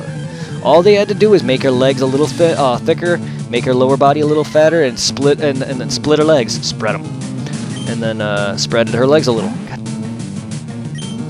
Dirty. And she would have been able to stand. I don't know why they did that. Is it because she's a woman and she's supposed to be petite? But it's dumb. It's dumb. Goku has actually the best counterbalance because he's the only one that actually has balance from his, not only from his body, but he also has the Nimbus. And his Nimbus is pretty much heavier, as heavy as his head, if not heavier. Because most of that weight. Kick some moves. Thank you, guys. Say hi. Say hi, Goku.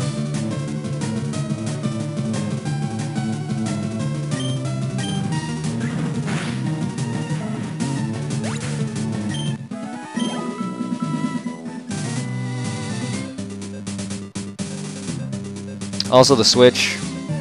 If you could find that online for a good price, mine, I paid a little extra more. I paid a little extra out of my pocket for that because I could not find it. Yes, Goku. I could not find the Switch for like a decent price, so I ended up paying. What was it, about $200? Maybe it was probably about maybe $250, close to $220, something like that. It had been around the $220 to $250 range. Because if it was $150 and up, that seems so cheap, and I wouldn't be complaining. So I think I definitely paid a little more out of pocket. So if you can find a Wii U for about maybe like 200, 170 to 200, maybe even 170 if you're lucky, 200, 220, like it's pretty much the best you're gonna get until it gets cheaper. We'll see. They could be even more expensive. I know the Switch did run. I think the Switch did run out at one point. Maybe I could be confusing it for the NES. I know the NES Entertainment, the stupid retro mini NES, did run out, and so did the retro Super Nintendo that's coming out. I'm not sure if the Switch fell in that same category, but it's just more expensive than it needs to be. That's the problem. The thing is, everywhere else was sold out. That's what I mean. Everywhere else online was sold out. And the problem I have with Nintendo is they don't sell it on their website. So if you want to go on their website, especially for the Switch, they'll offer you places that sell them. Which, yeah, that makes sense. But why not sell it directly from the manufacturer? I was hoping that they would have been able to get it cheaper there. Everywhere I can find GameStop, Best Buy, Walmart, all of them were expensive, so I finally just bit the bullet and bought it. Haven't played it much, but Zelda's been fun. Also, you think this is small?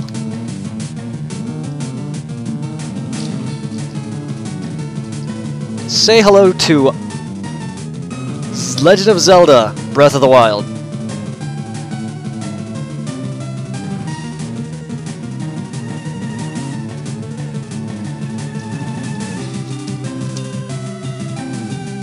Literally the size of a DS game. It's a little bigger, actually.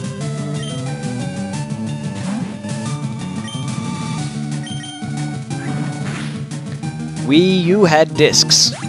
This is going back to the cartridge. Yeah, the DS games are bigger. Actually, they're fatter. 3DS as well. They're fatter, that's it. These are probably about the same height, just thinner. No, the Switch is bigger. The games are smaller in terms of like its width. like 3DS and DS titles are definitely bigger than this. The Switch is a console as a whole is bigger. Because you gotta incorporate these. And the base. The base is part of it, but mainly just this together makes it bigger. Take that off, and the 3DS and the DS, they are taller. That is it. They are not fatter. They're just taller. Remember, they open. But if you turn it this way,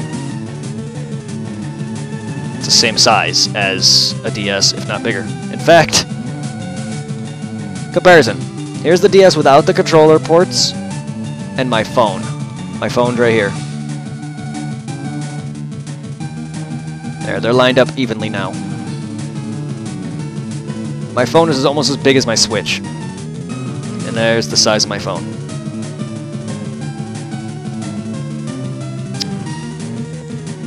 Let me see.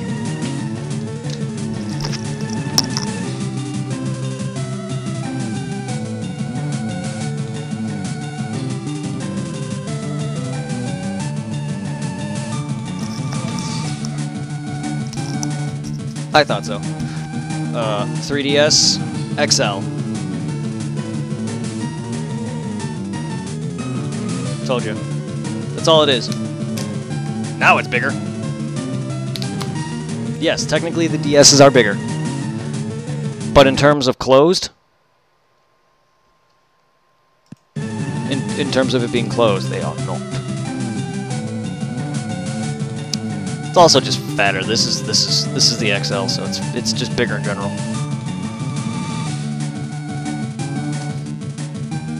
And yes, I am boring. I did not want the stupid colored switches. Also, by the way, these are like 60 bucks. Yeah, this thing is tiny. Yeah. Yeah, these stupid little things are like 60 bucks, and I'm not gonna sit there. Also, I just don't think a black console goes good with a red and blue controller slots. No. I'll stick with gray. It looks better. I'm a boring bitch, I know. I swear this charging base sucks. Really? I know you're at full battery, damn it. Oh, fuck off.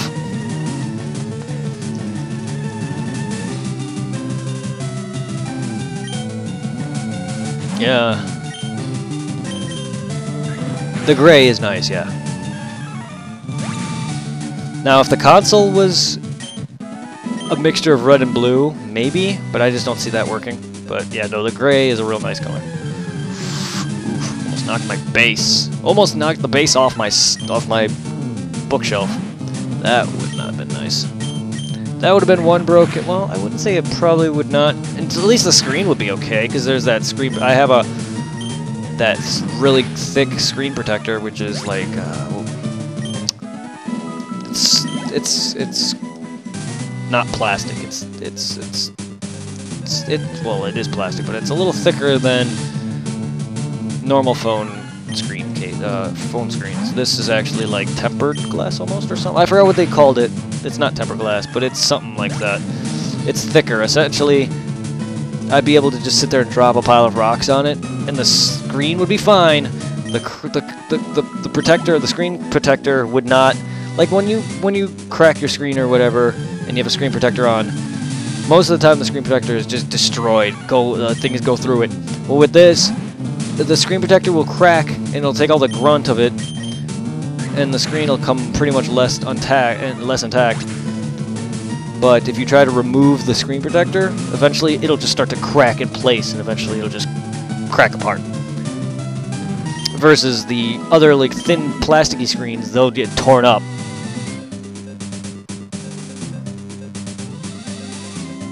Like, they're actually really good screens. They make them for phones. The same screens that I got for the Switch, they make them for my phone, or like our phones. So I mean, if you ever want a screen protector for your future Switch, they're really good.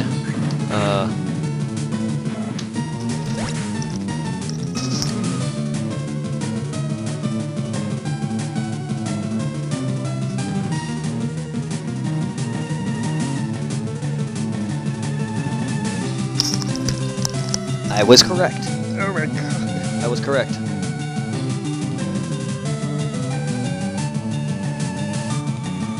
Tempered glass. And you get 2 per pack. I have like 4 of them. Hello, that sounds like a good screen.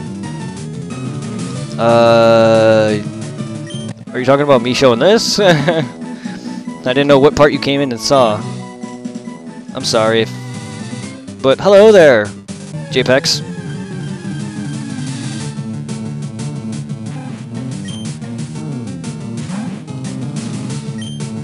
We're talking about the Switch and screen protectors.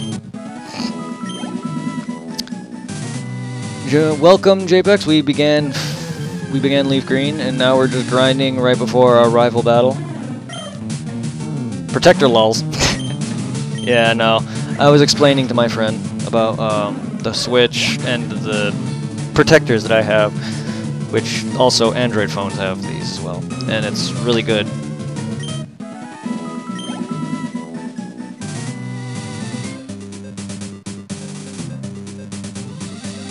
Oh, okay, that sounds like a good screen. Okay, I misread that. I thought you were talking about my screen as the screen, the display, not my Wii Switch screen protector. God, I'm dumb.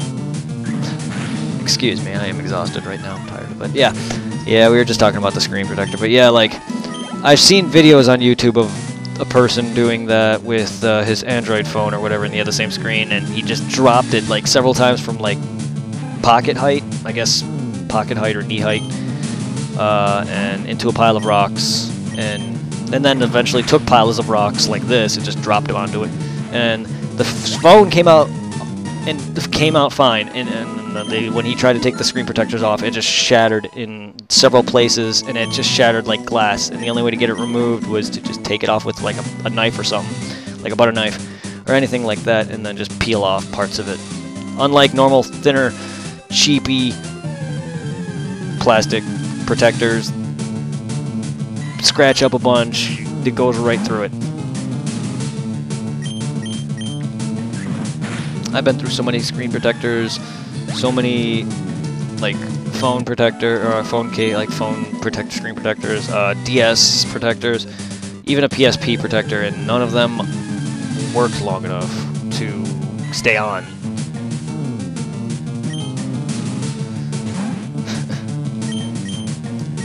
Oh man, I didn't even notice Rattata was level 11. Tom, are you still here? Or Zero? You still here? Level 3, level 11. Oh my god. Are you trying to get... no. I am actually not. Level 10 was my aim. My setup... Here's my setup. This is how I'm literally playing the game. So it's kind of tough for me to notice their levels. So like I would try to have this a better setup, but the screen for that you're watching would enlarge. So I can't really set this up any better. So, weirdly enough. But no, level 10 is where I was trying to get them up to, so then I'll fight Gary. Actually, I did not pay attention. I was busy talking. Trying to keep up with you chat folks.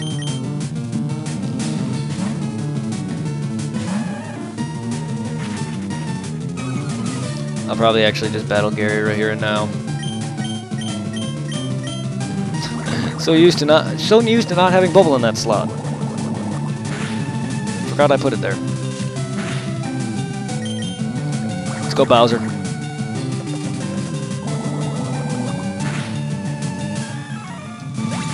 I think we're definitely Bobo the monkey. I think we're definitely ready. Even if I get murdered, fine. Hey, you're off to the Pokemon League? Forget about it. You probably don't have any badges. The guard won't let you through without them. By the way, did your Pokemon get stronger?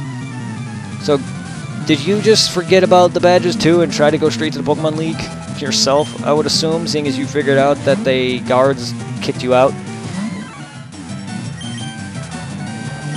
I would love to see Gary head to the Elite Four and get his butt brutally murdered. I would laugh. I would laugh so hard. I just tail whipped by accident because my controller... I meant to hit up for bubble, and now I have no accuracy grade.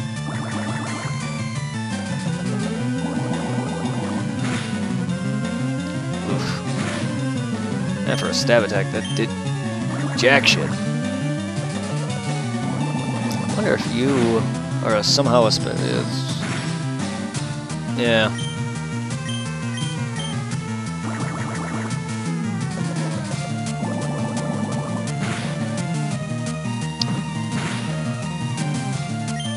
And I wonder if this Pidgey is somehow special defensey. Maybe not. I should have happened in the enemy. You? It? Do you mean it? Or that you should have happened in anime? Because I wish I would have happened in anime too. But I'm assuming you're talking about Pokemon the anime. Yeah. No, I knew you were talking about Pokemon the anime. I just wish I was in anime. I'm gonna let Squirtle die here. Get some blows in on him. If I beat him, which I doubt I won't. Yeah, I'm just gonna get some blows in on. Damn it! That way I have full on damage and full health ready to tackle this Bulbasaur full on. There you go. Let's see. Nope. I wish, yeah, no, I was trying to survive, keep Squirtle alive, but I was intentionally going to sacrifice him, just so that. Like, I knew I could have just swapped him out and just did it, but you know what? Nah. I hear the Pokemon League is crawling with tough trainers. They have to figure out how to get past them. You should quit dawdling and get a move on. But yeah, no, that was my intent, was just to sacrifice Squirtle. Just to get some damage on him, make the kill for Spearow much easier. Now I gotta go and farm my Mankey. Hopefully I can find enough Metapods. Gotta love Metapods. Metapod.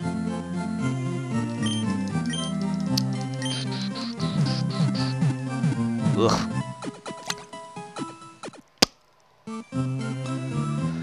Oh, it is hot in my room. I am hungry. It is 2 in the morning. 1 in the morning by you, and whatever your time zone, whatever time zone you're in game, I don't know. It is indeed the hardest Pokemon in the game. By far. No one can beat Metapod. Nobody. Not even Magikarp with Flail. Come on with nicknames is fun, but it's not easy to do. Clever names are nice, but simple names are easy to remember. Well, simple and clever names? Like what? Like my Captain Jack Spearow? My daddy loves Pokemon too. Like, well, get out of my face!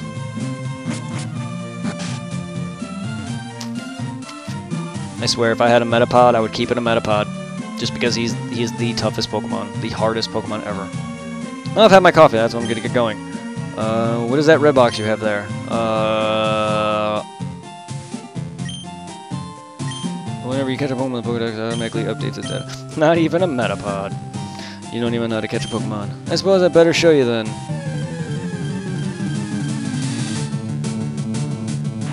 Not even a Metapod.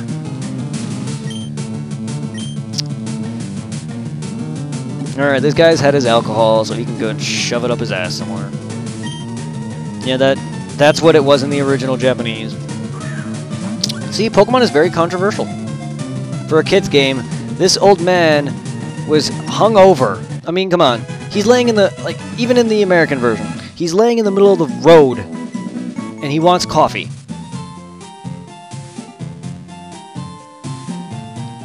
Also, yes, he was drunk. In this, yes, he was hungover.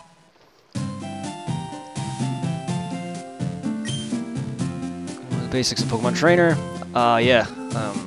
I don't know if he had any extended, like, dialogue in the Japanese version, or if he had any extended, like, things. I'm assuming he still did the same thing, including teaching you, but yeah. He probably had some extra dialogue that talked about alcohol in some way. Instead of coffee, it was probably beer or something. You know, I know the Pokemon is bad because of Lavender.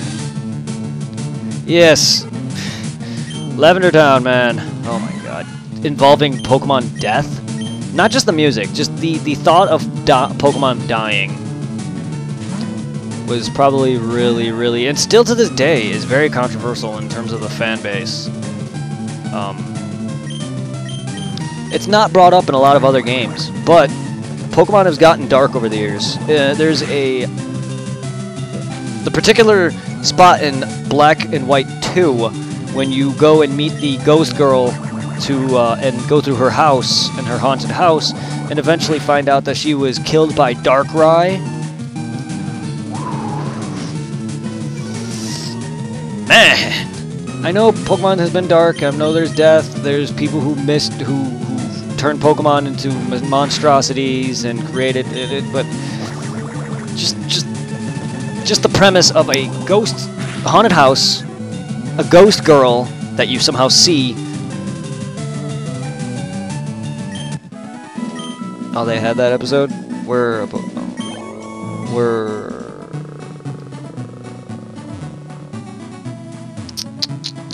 yeah, see. I would have. Yeah, no. Pokemon has a lot of that. But yeah, like just the premise of being in a haunted, spooky house, floating chairs, plants, whatever, what have you, and then you talk to the girl and she mentions that she was succumbed to Darkrai's nightmare and she didn't get what's his face, the Cresselia a wing or whatever in time. Yeah, Pokemon did get dark. It has dark elements, but it's definitely gotten very, very dark. Maybe small, but don't underestimate it. We caught one already. Especially like with while it's not much, X and Y's Ghost Girl, like like that surprised me when I first played that. Like you have Lavender Tower, you have freaking creepy psychics in Lavender Tower being controlled by Ghastlies, and a soul of a dead Cubone's mother, Marowak, and Team Rocket murdered it. Marowak was literally murdered by Team Rocket, and other things like that. Pokemon is still getting dark. Like, if you read a lot of their Pokedex entries, Dragalge from Generation 6, X and Y, he literally melts ships and sinks them. Jellicent will drag you into the sea and absorb your fluids. Something like that. Cacturne, I think it's Cacturne. Him and a group will stalk their prey in like deserts or whatever to the point where they're exhausted, and then they will drain their fluids. They go into very, very much detail. And this is a kid's game. At least intended for children. Oh, yes. Especially the adventure of the Electric Tales of Pikachu? Or is that the Red manga? No, I've read both of them. I think it's the Red manga. Could be wrong, but yeah, they're very dark. The scene where Blue's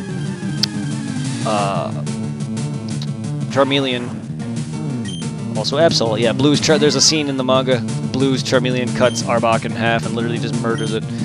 And yeah, Absol, the bringer of, like, calamity. That was a really good manga.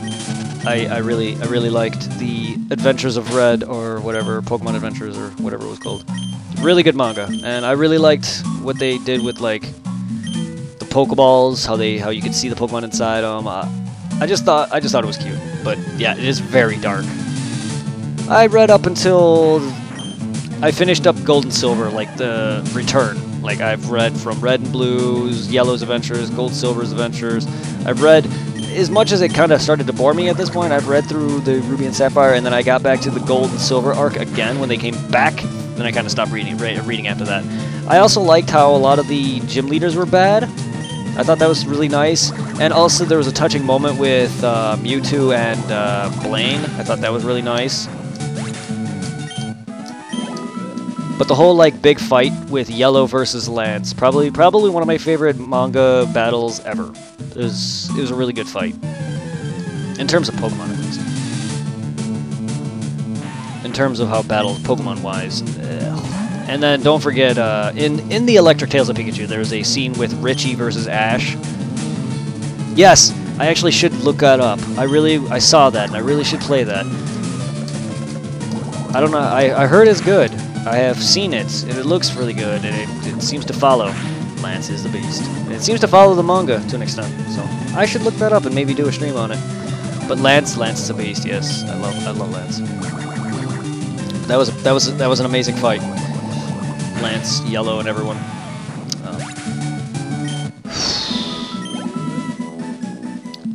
Such a good manga. Ooh, I'm poisoned. Shit. I realized this is me talking, but like I have not been paying attention. So I've been forgetting to catch these things. I also do need to grind, but I have not been paying attention because I've been talking. So I have been forgetting to catch these monsters. Let's catch me this. I did a stream of it last month. Good. That's good. I'm glad. I'll look into it then. I'm not really one for ROM hacks, but there's a couple ROM hacks that I really liked. Dragon Ball Team Training, which is Pokemon with Dragon Ball Z characters. Of course, I'm gonna love that. I'm a big fan of it. Then there's that Adventures of Red. I want to play. I've played one based on the first movie, but it did not go up to Mewtwo. It stopped shortly before even getting to the island, so pointless. But I played that. Give a nickname to Caterpie. Too bad you're a female.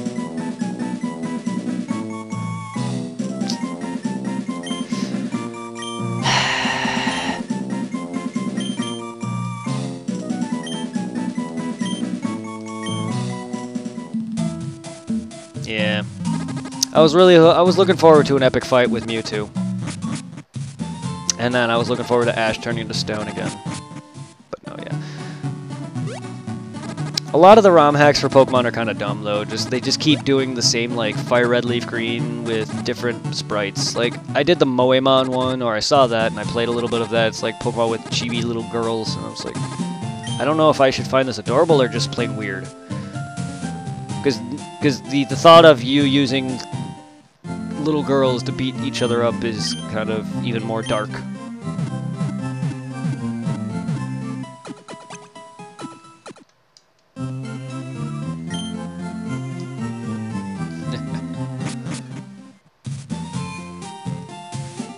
But I see a lot of good ROM hacks that are just... I see a lot of ROM hacks that are just dumbed names. Like, I see a bunch of popular Pokemon YouTubers just streaming the stupidest named titles. I can't think of any personally, but just the names of a good chunk of these. And it doesn't even feel like a normal, like, Pokemon name. It just... It's like a Pokemon title with a subtitle under it. So it'd be like, kind of like how Fire Red and Leaf Green are, but just more dumb. Because it's not just a single word. That's a horrible... They never changed the formula. It's a horrible game. Yeah. Well, it's true. They don't change the formula, but yeah, no. I have no problem with that. I just don't want Pokemon to evolve into one of those games where it just becomes story-driven. Like, that's the reason I started losing it for Sun and Moon, is because I played like literally 20 minutes of it, and half of it was talking, and I was done. Like I wasn't having it. But I'll give it a chance. I'll beat it. I've never not beaten a Pokemon game up until Sun and Moon. Like yeah, but like I went back and originally like I've never beaten the original Ruby at the time when they first released. I had to go back. I went back and played them when I think it was in high school. No, college. It was around X and Y's time. I was playing it for that, so I can catch all the Pokemon in X and Y. I had to go back through Ruby. That's the first time I've actually beat it. Yes, no, like, I have not done much. I literally was not even at the first Pokemon Center, and I got so bored of all the talking.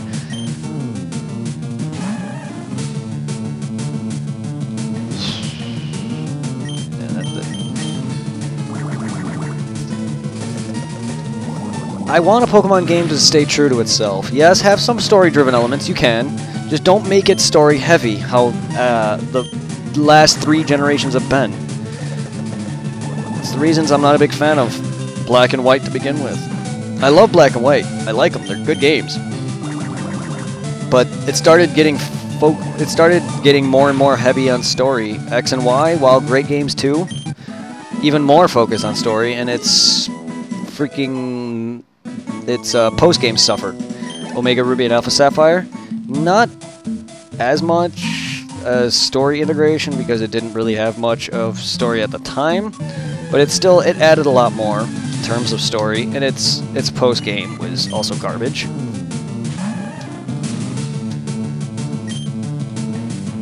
So they just need to chill, make the games, make Pokemon great again.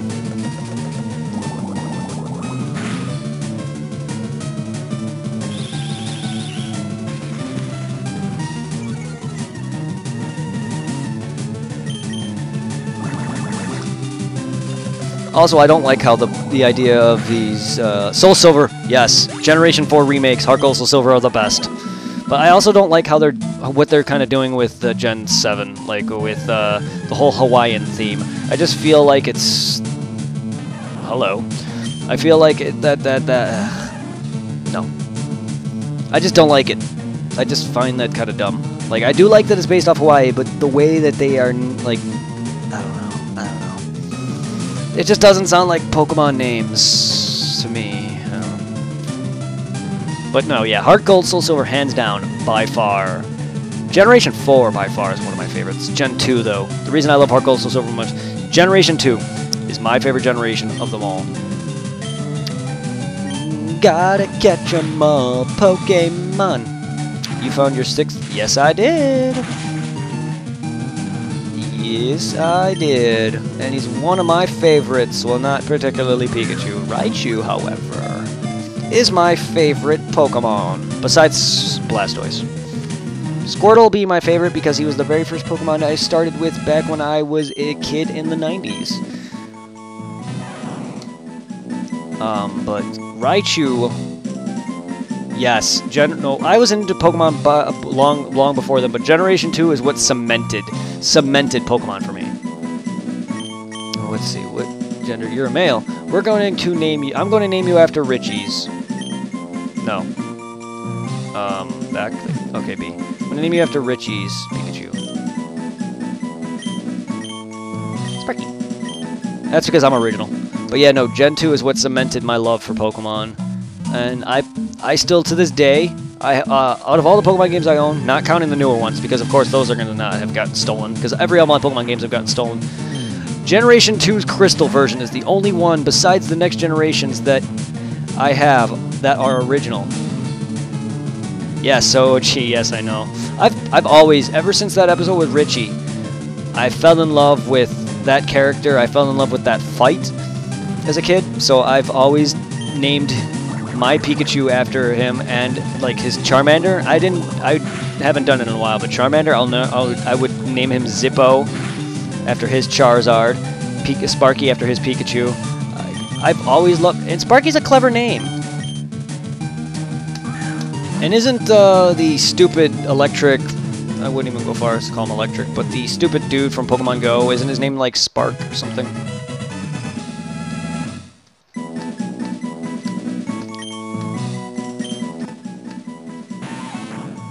Often found in forests, eating leaves, sharp stinger on its head, injects poison. You know what I forgot? Sorry, I actually forgot a, yes, for a 10-year-old, indeed.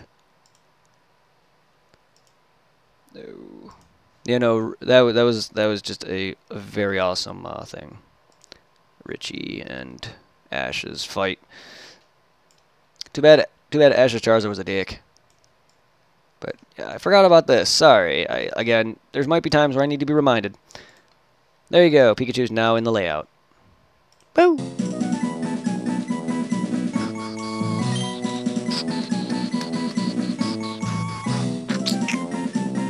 It's a good name for a bee. Whew. I'm watching my TV with Pikachu just blowing up to fit the thing was funny.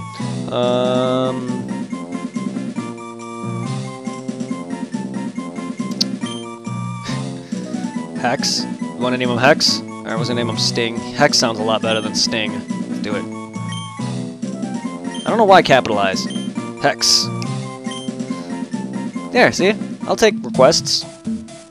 I wasn't gonna name him Sting, but I've already done that once. And I was like, oh, that sounds so dumb. Again, I'm trying to just have fun. The nicknaming thing is just more for chat interaction. Not so much do I normally do it on my own. In fact, I hardly ever. Only a couple Pokemon. Pikachu I'll name Sparky. Maybe I'll name Squirtle or Charmander or something. But I hardly ever, because I'm bad with names. Especially for several hundred plus monsters. I can't just sit there and think of a name for them all. But no, like, this playthrough is just for fun. I want to see how far I can actually get in terms of completing Generation 3's Pokedex. Well, it's been a while since I have. But I want to see if I can try to complete most of it. Like, every time I play Pokemon, I have that sentimentality to be the best. Like no one ever was. To catch them is my real test. To train them is my cause. To travel across the land, searching far and wide.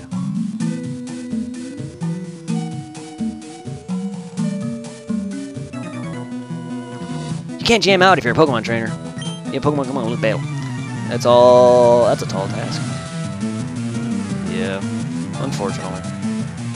Unfortunately, considering this has generations 1 through 3 in it. But I'm gonna eventually get the other starters over to my game from Fire Red. I'll get the other fossil. I'll get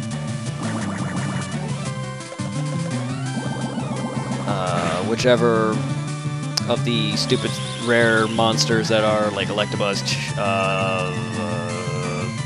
Mr. Mime, and them that I can't get in one of the games. I'll have to trade over. So I plan on getting, and Hitmonlee, Hitmonchan, whichever one I choose. I plan on getting at least all of them eventually. I'll do that. I'll do Fire Red off camera, and then like I'll get to the point where I'm about to do a trade or something, and I'll show me doing a trade split.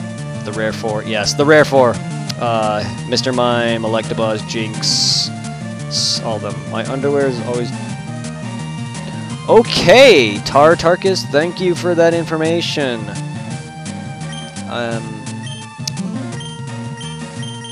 I'm glad your underwear is drenched in income. I'm sorry if I'm the one who made that happen.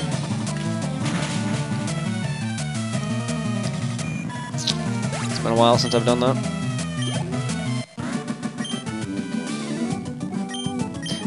Anyway, Viridian Forest, am I right? Am I missing anybody here? I think I caught Caterpie and Weedle and Pikachu, right? I think that's everybody in here. Besides, there's Pidgeys, Metapods, and Kakutas, but I don't need any of those. I got them. Clammet, I love it. Let's see. Let's try to get Bobo, not Bobo the anime. You can't jam out if you're a Pokemon trainer. Yeah, I was looking for that. My Caterpie can't hack it. Or Weedle. Can't hack it. Ah, so you know of Bobo. Anyone who grew up with Pokemon or in the 90s and 2000s, early 2000s, will definitely know of Bobo. At least anyone who's watched, what was that, Toonami?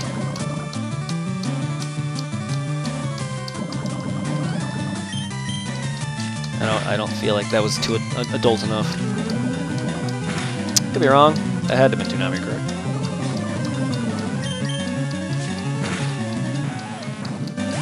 Yes, I thought so. Yes, I thought so. It's been a long time since I've seen good Toonami. Yeah, this Toonami that's on now is garbage. The new, there is leakage until, oh my goodness. Alright.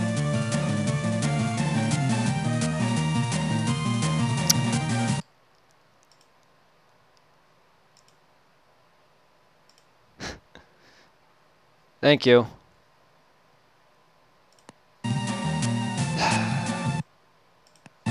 Sorry about that. I had to freaking... But I don't have any moderators, and I'm a very small channel, but I had to sit there and ban him. Yeah, it is a step down. It definitely is. I watched it once for some classic Tenchi Muyo, because I used to watch that as back in the day, and I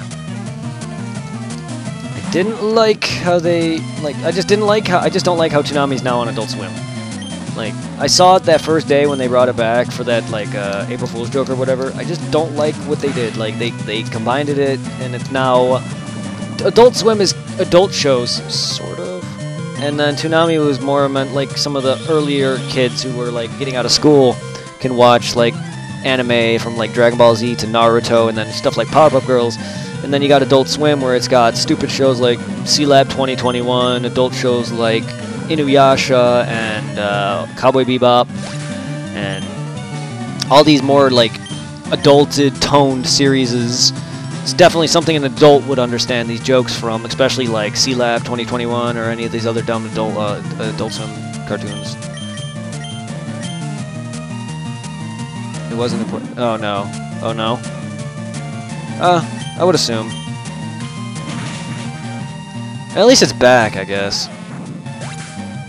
I mean, I'm sure it makes it makes some people happy having that memory, but to me, Cartoon Network is not what it was.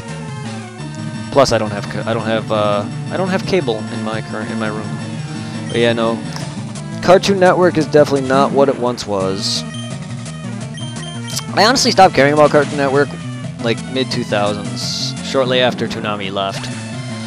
I still liked Adult Swim because I was big into Inuyasha and all those, but shortly after Toonami left and Adult Swim started to fall apart, I just stopped caring. I was already in middle school, high school anyway, and I just stopped caring about watching those kind of cartoons. Anime, though, however, I will watch anime to the day I die. I am 27 years old. I was born in '89. I will watch anime to the day I die. Finally! Oh, only 41? Only 41 experience?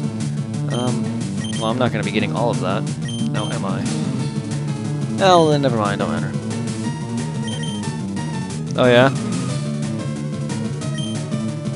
Manga Fox is definitely a good spot. I've read the entire Naruto manga on Manga Fox. Then they took it off. Not the entire. I read the rest of Shippuden, should I say? 'Cause I own a good chunk of it, not all of it. But yeah, no. I love manga, but yes, Cartoon Network is done. It is slowly degraded. It is a shame, because your memories, my memories, all our friends' memories with it, just coming home from school, being able to watch Dragon Ball Z. I remember like the first thing coming home was like Dragon Ball Z, I think, or was it? I don't know, either Powerpuff Girls or Dragon Ball Z. I just remember coming home to seeing Dragon Ball Z, most of it, which was Namek Saga stuff. And that's where a lot of my early memories of Dragon Ball happened. Luckily enough for me, I was lucky enough to catch a glimpse of Super Saiyan Goku transform. It's one of the most badass moments in like my childhood history. Best scenes as a kid. But they had everything, but then they changed. Well, yeah, they're trying to keep up with the times, I think, and they're just trying to push forward, and it's not going well. I miss the old days when Toonami did video game reviews, and then they would show anime and stuff like that. I'm not sure if it's the same or if they changed it or not, but I just feel like they lost heart. Also, combining it with Adult Swim was the dumbest choice. Like, you're bringing back nostalgia, but now you're making it harder for kids of the next generation to watch the same things. So I understand they are definitely aiming towards us, or anyone of my age, our age range. Yes, it was a very bad move. They're definitely targeting our age range. 20-something-year-olds who grew up with, you know, Toonami and all that. That's all fine and good, but that's how something flops. That to me, that is also how the Xbox One flopped. I'm not comparing the two; they're not the same thing in any way. But what I mean is, the Xbox One was marketed towards entertainment, which is watching Netflix, Hulu, and other things like that, versus playing it as an actual gaming console. And that's where its sales suffered, similar to how Toonami and Adult Swim and Cartoon Network as a whole is suffering, is because they are changing their marketing. Also, their kids shows have gotten terrible. Not that I really care for our American cartoons much anymore, but I still would like to watch, you know, classic Johnny Bravo and Scooby-Doo. Nowadays, I don't care for Misadventures of Flapjack and Adventure Time. I'm not. To me, that's how the show failed. Or those, yeah, it failed. It failed. Even Adult Swim is not the same. It's just way too late. Like, you know, now that you're older. Yes, Ed, Edd and Eddy. Yeah, like sadly, that's how it failed. We're getting too old for it, and we're getting too old for it, and we're its main fan base, and the kids they're trying to market to are too young for it, because they don't stay up that late, and if they do, they shouldn't. So the only people that are watching these now would probably be true fans of Cartoon Network or the animes as a whole, or people who literally don't have a job or anything. Probably what I used to be. I probably still wouldn't watch it because I have Hulu. I can watch anime on there anytime. No commercials, and they update, I think, every other day or every day. Been watching a little bit of Boruto, actually. Oh, look, man, that is one stiff cock. So, but again, going back to that profanity from Tarkus, I don't mind profanity. However, coming out of nowhere and just straight up saying something about his panties or something being wet and whatever else he said that made me block him, I don't take kindly to that. However, I will speak my mind and say some funny things. Now, once I get big and I start getting mods and you guys start like following and subbing to me, and I won't mind to an extent some profanity, some swearing, because I swear and I can't just sit there and say, oh no swearing. But now if people just start coming in the chat, start going, I like to jizz all over my toast and eat it for breakfast. Random thought. Sorry for that image. That'll get you blocked. Or something along the lines of, I like fucking turtles. Also get you blocked. Don't fuck turtles. It was an example. I wasn't serious. I couldn't think of an example, and the only thing I was thinking profanity gross is the guy was talking about orgasming in his pants, so I said orgasming on a toast. Some toast. Sorry. That profanity I will not tolerate. However, I'm a lenient person, so I don't care. You can swear all you want. If I get big enough to the point where I have several hundreds of people watching me, then I'll definitely have some moderators keep people on the chill. Till then, there's no point in blocking everything. I just don't want someone coming in like he did. Like he did, to the point where he was just constantly just not adding to anything. He could have lurked. I would have been fine with that. I've been streaming for 2.5 hours. Is it late by you, or is it early? I guess late and early are kind of the same thing, because it's 2 a.m. Almost 3 a.m. by me. I don't work until 11 o'clock tomorrow, so I'm fine. I can stay up a little later. Normally I work at 8 in the morning. 8 to 4. I'm working 11 to 3 because of Labor Day. Late? I'd assume so. Leaving Pewters, or Viridian Forest, Pewter City ahead. Okay. Gotta find me that potion. Yeah, I would assume it's late for you as well. My friend Zero got off because he lives in Illinois, but his time is an hour behind mine. But still, it's late for him as well. He's got a family though. But still, that's why he left. I'm gonna be getting off now here soon. I just wanted to get up to Brock And this is going on for nearly 3 hours, and I have not had much sleep at all. Where's this potion? I know it's around here somewhere. I have not got much sleep. I need to at least get some modicum of rest for tomorrow, even though it's only 11 to 3, but it is Labor Day. It most likely may be busy. I don't know. I work for Chick-fil-A if you're curious enough. Pennsylvania is where I live.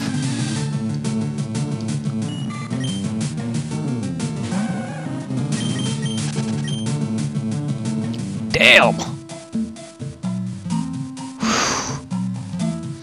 Money's got to be good, man. Damn. No, trust me. I've worked some pretty crazy shifts. I've worked a few closing shifts. Well, I've worked a couple 12-hour shifts and a few closing shifts. They were just like 8 hours or maybe 9 hours, but there's a few 12-hour shifts I've worked. 8 to 8. Especially getting thrown under the bus by other coworkers when a manager asks if you want to work. Not a good thing. And by that I mean my manager comes up and says, "Who wants to work 4 more hours?" and the people they were asking stayed silent, and I'm like, "You guys are fucking assholes. Just got to keep the lights on." Yes, that's basically it. Well, if I turned my lights off, you would not see me. I used to have a lamp on my table over there where I used to light, but now I have the lamp I have now is a Dragon Ball Z Vegeta lamp. And stay in school, yes. Stay in school if you're in school.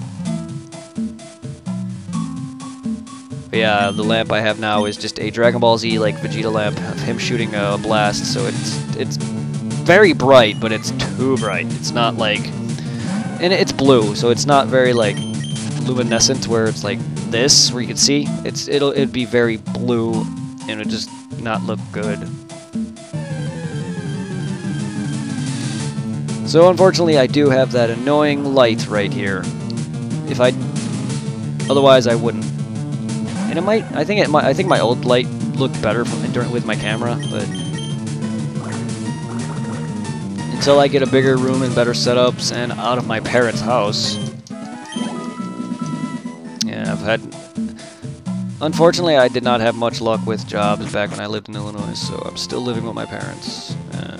But I'm doing my best. Have you noticed the skinny trees on the roadside? They can be cut by a special Pokemon I hear. Special Pokemon move. Do you know the evolution cancel technique? Oh yes. When a Pokemon is evolving, you can stop the process. It's a technique for raising Pokemon the way they are, by pushing life's pause button. Or B button, sorry. Many Pokemon live only in the forest and caves. You need to be persistent and look everywhere to get different kinds. We are going to end this stream here. It's going on 3 hours. 2 hours, 43 minutes. I'm going to end this stream and get some rest. Life's B button. Yes, indeed. You gotta push that life's B button sometimes.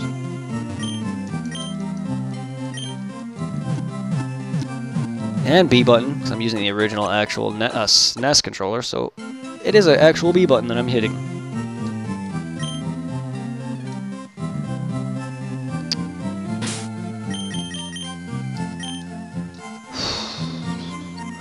Alright, JPEX, if you enjoyed, hit that follow if you want to see more. I'm going to be streaming pretty much every day or every other day, different games here and there. Let's feed Brock his jelly-filled donuts. You want to go fight Brock? Let's go fight Brock. I will do my outro anyway. So if you enjoyed you want to see more, just follow me on Twitch. Hit that sub button on YouTube at Lubia0891, or follow me on Twitter, BrettLawrence2, for any updates, contents. Otherwise, I literally that whole time I was trying to hit a left. I was trying to go left. Yeah, let's go beat Brock. Let's end this stream with a boss fight. And then, stop right there, kid! You're 10,000 light years from facing Brock! Yeah, no, I don't know. This controller has been acting... like, right there. I did not hit any of these. This controller's been acting up in terms of, like, me trying to move a direction.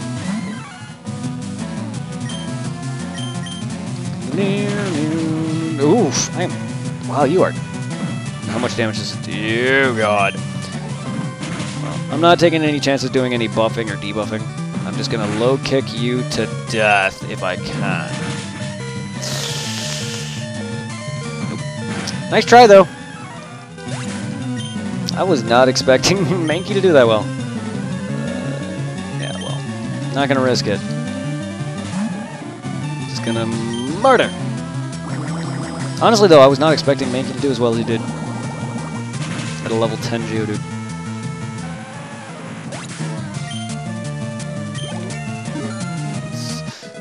Would have beaten him if he was a few levels higher. Yeah, that's a shame. We got nothing besides Squirtle that's really going to make a damn difference. I'm not going to waste time. That's the problem with Brock, is if you don't have a water or grass type, or at least a Butterfree, or a Pidgeotto. I've done that once. I've grounded a Pidgey to Pidgeotto and wrecked Brock. But unless you have a Butterfree, Squirtle, a Blastoise. If you have Blastoise at this point in the game, you are fucking grinding king. A Squirtle or a Bulbasaur, or a really high-level trained Charmander, Charmeleon, then like Brock is annoying as shit.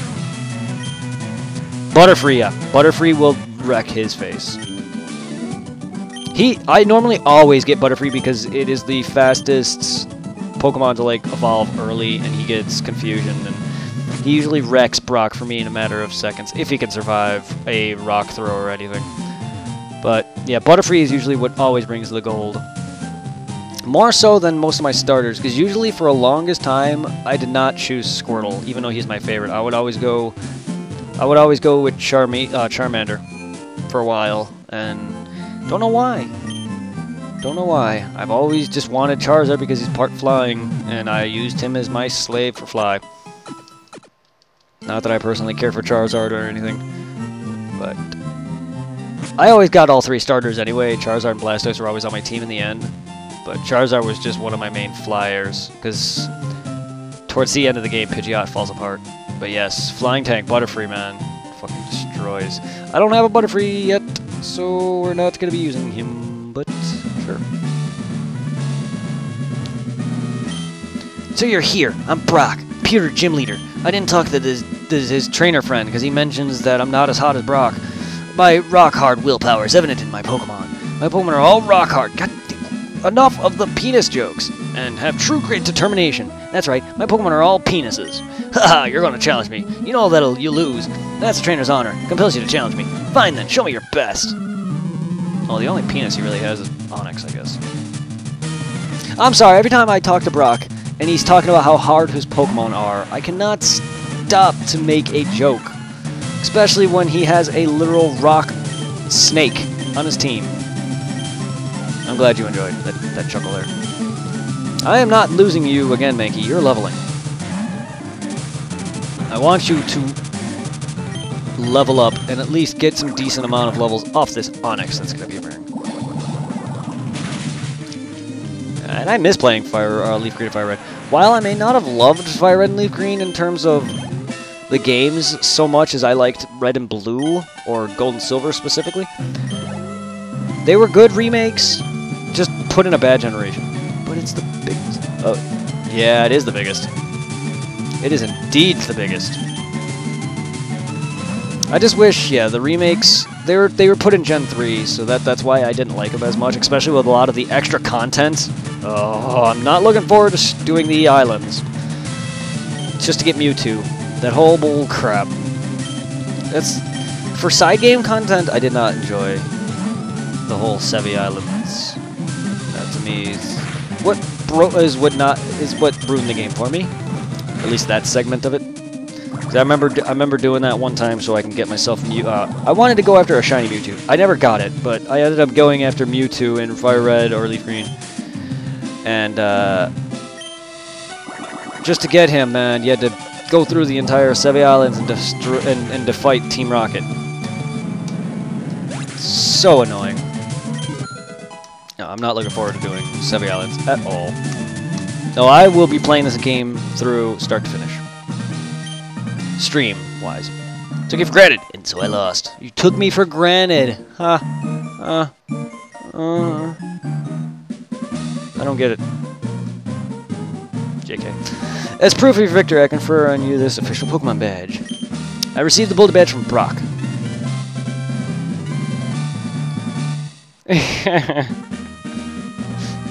Your silence. Just having a Boulder badge makes your Pokemon more powerful. It also enables you to use the move Flash outside of battle. I can imagine your face. You just got that teardrop, like from anime, just going down your head. Of course, Pokemon must know move Flash to use it. Glad you aren't shirtless, because that move Flash did probably scared a lot of kids away, Brock. Wait, take this with you. Rock Tomb? Contains a Pokemon. Yeah, contains only good for one use. Pick a Pokemon, move carefully. It contains Rock Tomb. Hurls boulders at the foe, lowers its speed. Do you say it? Do you say it? You're pretty hot, but not as hot as Brack. Sorry. It's the closed eyes. And the fact that he's a brother of too many siblings.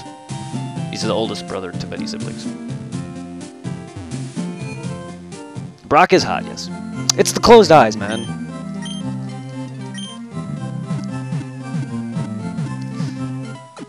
He's probably got rock hard abs. That wasn't even remotely funny. Anyway, I defeated Brock. I'm gonna get off for the night. Follow if you want to be up to date and know when I'm streaming. Again, check out my Twitter. You'll be in my end card. You'll see all my YouTube and Twitter stuff on my end card when I'm done. But okay, I'll be back for your yes, definitely. But yeah, on my end card, you'll see my Twitter and YouTube handle, so you can follow me and sub to me on YouTube and Twitter for more information on when I'm going to be streaming and content, because I do a bunch of YouTube stuff. While I'm not the most greatest YouTuber in terms of like constantly being able to put out content daily because of work, and I recently just got over a cold, not a bad cold, a pretty bad cold. So I'm like trying to recover, and editing and recording takes a lot of time, especially with a program that can be annoying as shit, Camtasia specifically. But yeah, so there might be times where I don't upload for a while, but that's just normal for me. But yeah, Dragon Ball Fusions currently is what I'm playing through, as well as Dragon Ball Attack of the Saiyans and Kingdom Hearts. I'm currently about to be on Kingdom Hearts 2, which I will be starting this week on YouTube. Streaming-wise, there's Pokemon Fire Leaf Green. Me and my friend started off the Dead Rising 2 off the record, which we have to redo because of audio issues. World of Final Fantasy. And Dead Cells, I don't know if that'll be a thing. That might be a thing somewhat. Pokemon Uranium, the fan-made Pokemon game. I'm thinking about maybe starting that. I did do one stream of it, and it did not archive, so I don't have it no more. But I plan on maybe doing that. But those are a list of games I'm going to somewhat stream on and off. So stay tuned. I'll see you next time. And tomorrow. Have a good day.